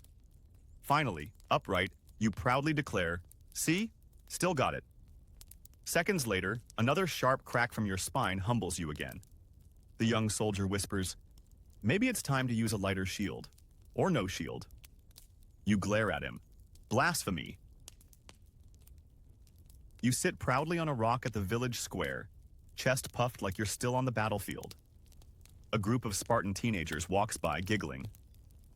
"Look, it's Grandpa Phalanx again," one whispers. Another mimics your stiff walking posture. You narrow your eyes, muttering, "Ungrateful brats? I fought so you could mock me today." One bold teen approaches, smirking, "Hey, elder, tell us again how you fought the Persians barefoot while carrying a mountain on your back." The others burst into laughter. You rise slowly, every joint cracking like dry branches, and bark, "You kids think war's a joke? Back then we ate dirt and smiled." The teens reply in unison, Yeah, and blood soup for dessert, we know." Frustrated but secretly proud of your legendary status, you grumble, "At least I'm not the generation who cries over a broken sandal strap." They laugh again. Deep down, you know, being mocked means you're still legendary. The Spartan Elder Council gathers once again in the grand stone hall. You sit among wrinkled veterans, each one armed not with spears, but with sharp tongues. "In my day, we faced 10,000 Persians," one elder boasts, slamming his cane. "Bah!" another snaps. "And you tripped over your own sandals, Glaucos." The hall erupts into chaotic bickering. "At least I didn't lose my helmet like you, old fool. My helmet flew off because I was too busy saving your sorry hide." Each argument spirals into another, turning the council meeting into a battlefield of insults. The younger scribes watching from the corner whisper, "They've been at it for 3 hours now." Suddenly, one elder dramatically clutches his back. "Ah, my old war wound." The others pause, not out of concern, but to seize the chance to shout louder. "See? Even his spine surrenders faster than him." Laughter echoes. Politics in Sparta. not for the faint-hearted or thin-skinned. In the village square, you gather a group of young Spartans eager to pass down your wisdom. With your cane in hand, you begin, "When I was your age, we faced waves of Persian archers, their arrows blocking out the sun." A boy giggles. Like, literally blocking the sun? That sounds fake? You narrow your eyes. They called us Iron Men because we carried 40 kilos of armor in 40-degree heat. A girl smirks. Sounds like bad life choices, Grandpa. Another teen adds, "Did you really fight bare-chested against elephants?" You pound your cane. "Of course, and we ate raw boar liver for protein." The teens burst into laughter, one whispering, "This is better than the comedians at the market." You sigh, wounded by their skepticism. Kids these days don't know real hardship, you grumble as they scroll their scroll tablets and snicker. Passing on Spartan history has never been so humiliating.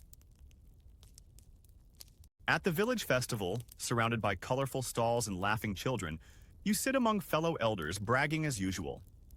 "Back in my day, we didn't have fancy feasts like this," you boast, waving your cup of weak wine. The youngsters lean in, curious. Caught up in nostalgia, you blurt, "We ate raw worms for protein, straight from the dirt." Silence falls. A child drops his honey cake. One mother gasps, pulling her kid closer. Another elder facepalms. "Grandpa, you always overshare," mutters your grandson. The village chief chuckles awkwardly. "Ah, such Spartan resilience." The children stare at you like you're some exotic museum exhibit. You try to salvage your dignity. "It builds character, kids. Builds character." But it's too late. For the rest of the festival, you're the star of every joke. "Hey, want some worm stew, Grandpa?" You sip your wine and mutter under your breath, "These softies wouldn't last a day in my youth." The winter wind howls through Sparta. As the temperature drops, your joints begin their annual protest. Snap, crackle, pop. Your knees sound like a battlefield of clashing swords. You mutter, "Should have listened to my wife back then." But no, had to charge into battle carrying that cursed 40-kilo shield. Wrapping yourself in multiple wool blankets, you hobble toward the fire pit. Each step triggers a new symphony of bone creaks. The younger Spartans chuckle. "Grandpa's armor echo." One even suggests, "We should make music from his joints for the next festival." You glare but secretly admire their creativity. Sitting by the fire, you groan as another cold gust tightens your back. "Ah, the price of glory," you sigh dramatically. Your wife, knitting nearby, chimes in with perfect timing. "Or the price of youthful stupidity." The entire room bursts into laughter while you clutch your aching knees, whispering, "At least I survived to complain." Standing at the training ground, you squint your aging eyes at the new Spartan recruits. They're wearing sleek, lightweight armor, barely a fraction of the 40-kilo iron shell you once hauled. One youngster sprints effortlessly, leaping over obstacles like a nimble deer. You grumble, "In my day, we called that cheating." Another flips a spear with one hand, twirling like it's made of feathers. You cross your arms, feeling your old battle scars itch. "Bah! Back then, we carried shields so heavy we grew extra back muscles." You bark to no one in particular. The young ones smirk, whispering among themselves, "Here comes Grandpa Glory again." Meanwhile, the training master proudly announces, "With modern alloy and design, our soldiers are faster and more agile." You scoff. "Faster? We were so slow we confused the enemy. That's real strategy." Your wife pats your shoulder gently. "Relax, dear. At least you lived long enough to complain." You sit at the village square, squinting at the board, trying to play a simple game of chess against a smug teenager. Your old eyes can barely distinguish between the pieces, and every time you lean forward to see, your back lets out a creak like an ancient door.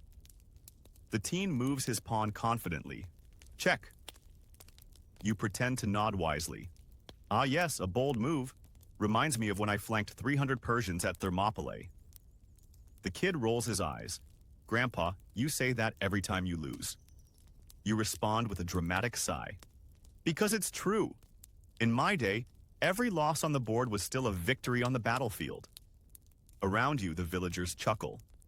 Your wife, sitting nearby knitting, shouts, "Just admit you're blind, old man." You glare, adjusting your squint, and declare, "I may lose at chess, but history remembers my spear." In the village square, the helot servants gather, nervously clearing their throats. One bold helot steps forward with a shaky scroll. "Esteemed masters, we humbly request a modest increase in our compensation. Perhaps one extra loaf of barley bread per month?" The Spartan elders, sitting on stone benches like ancient statues, squint at each other in disbelief. You lean forward, your old voice croaking, "In my youth you were grateful for not being stabbed." The helots shuffle awkwardly but persist. "With respect, master, inflation." The elders erupt. "Inflation? This isn't Athens." Your wife, knitting as always, mumbles, "At least they dare to ask," unlike someone who can't even win a chess game. The helots brace for backlash, but instead you sigh, "Fine, one loaf. But if I catch any of you playing dice during work hours, it's back to blood soup." The grand ceremony begins in the village square. Banners flutter, children throw petals, and a brass band consisting of 3 kids with makeshift flutes tries to play a heroic tune. You, the honored hero veteran and the living museum exhibit, are marched to center stage.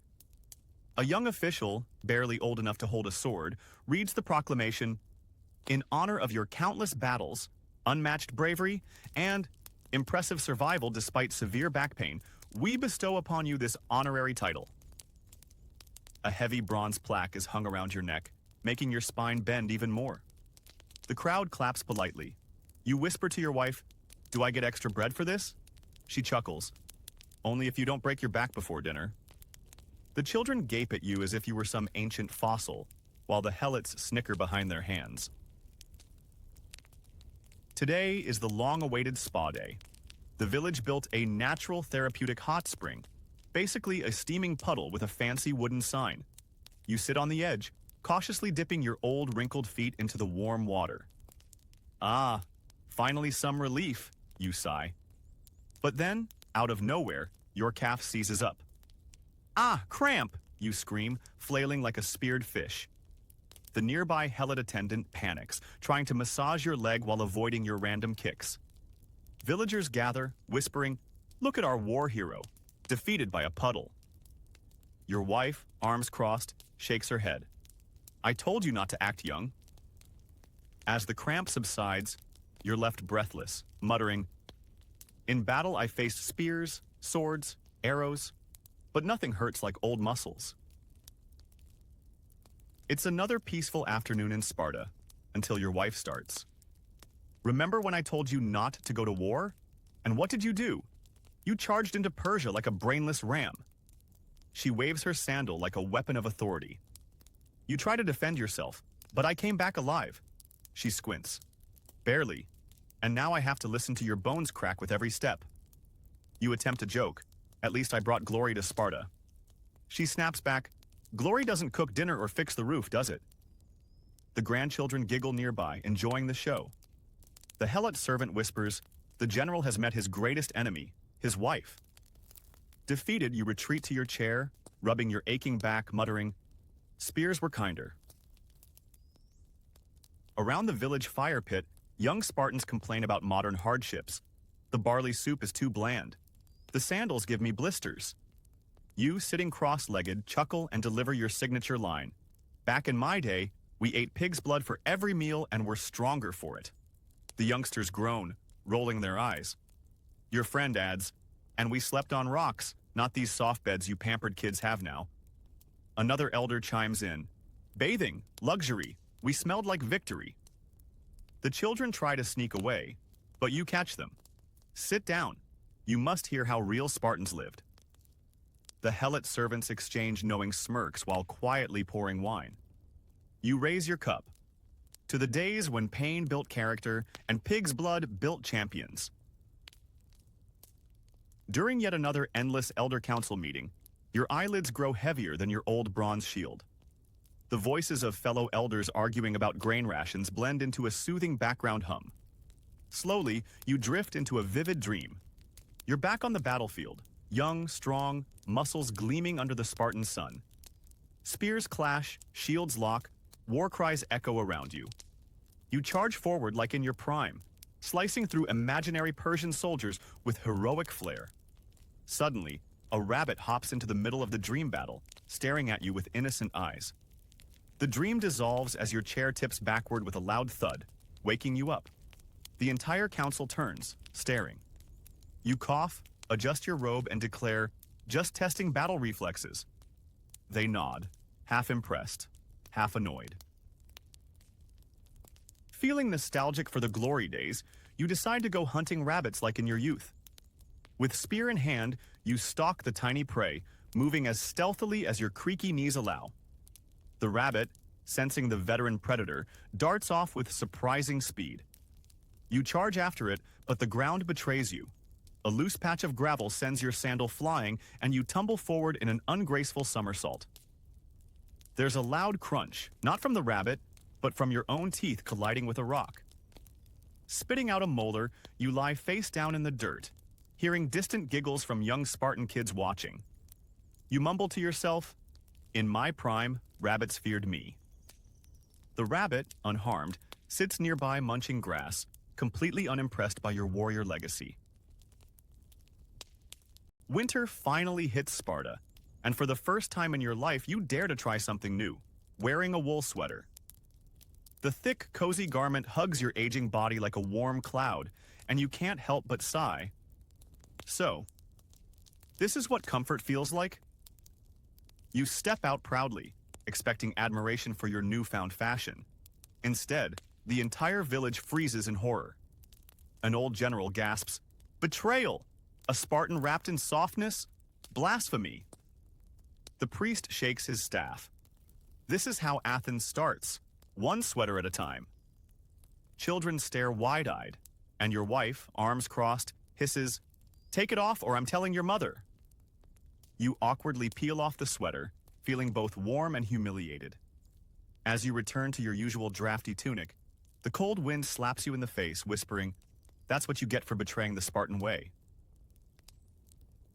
In a moment of curiosity and undeniable boredom, you decide to try the new herbal tea that your neighbor insists is the secret to eternal youth.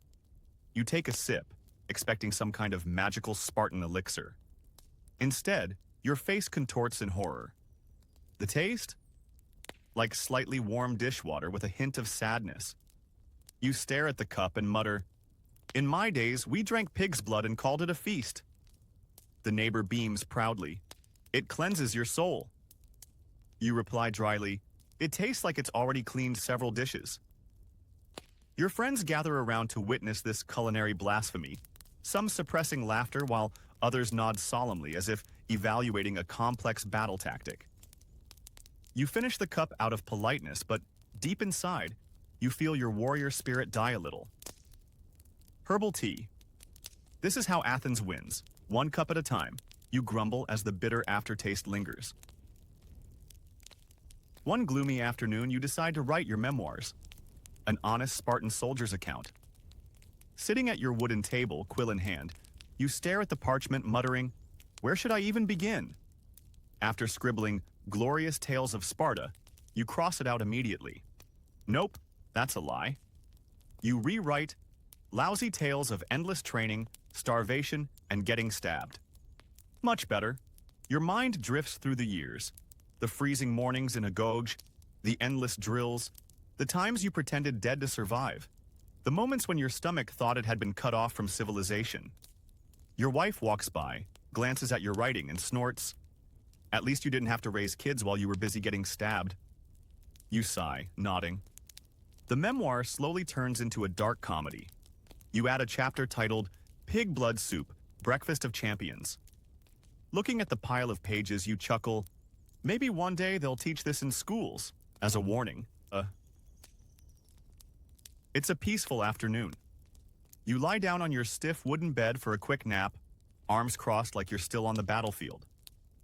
As soon as you close your eyes, the familiar battlefield returns in your dream.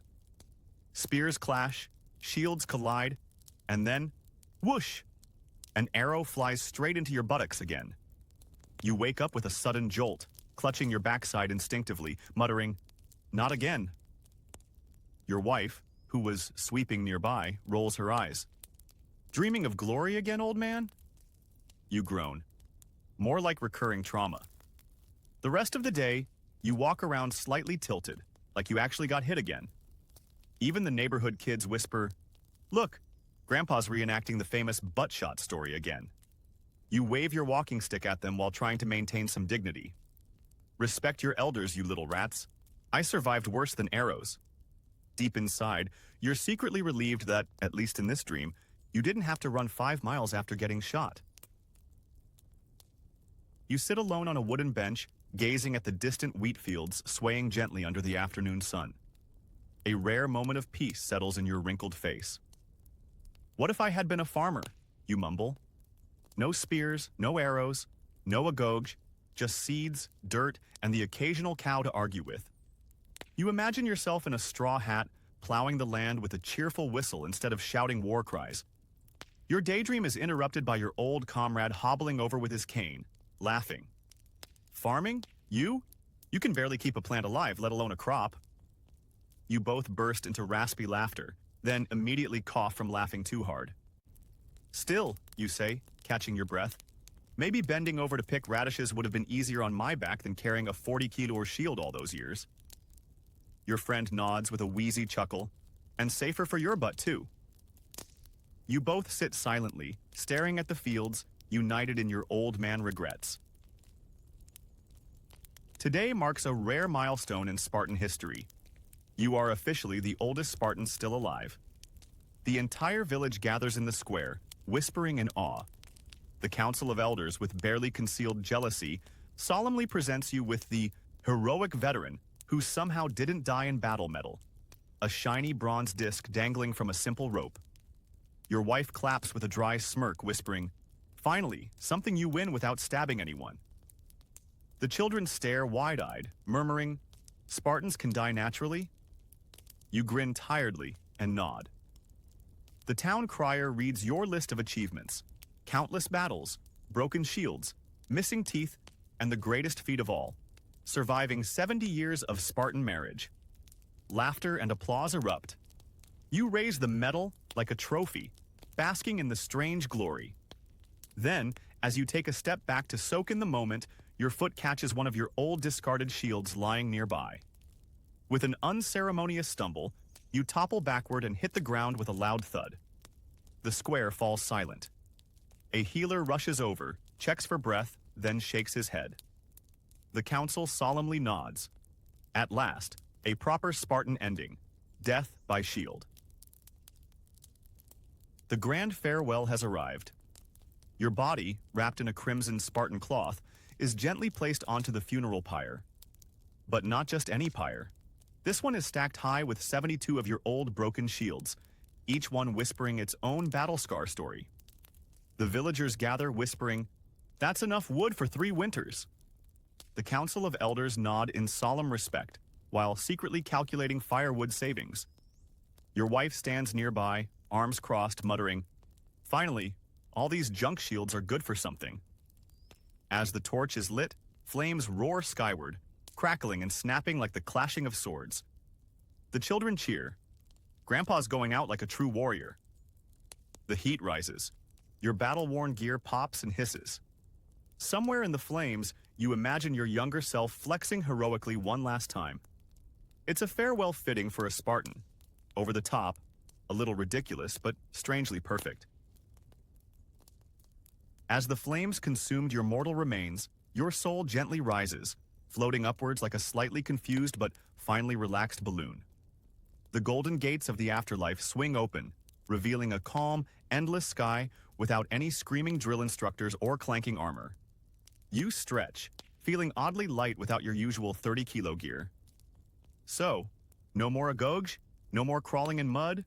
No more surprise spear trainings at dawn? You ask yourself, half suspicious.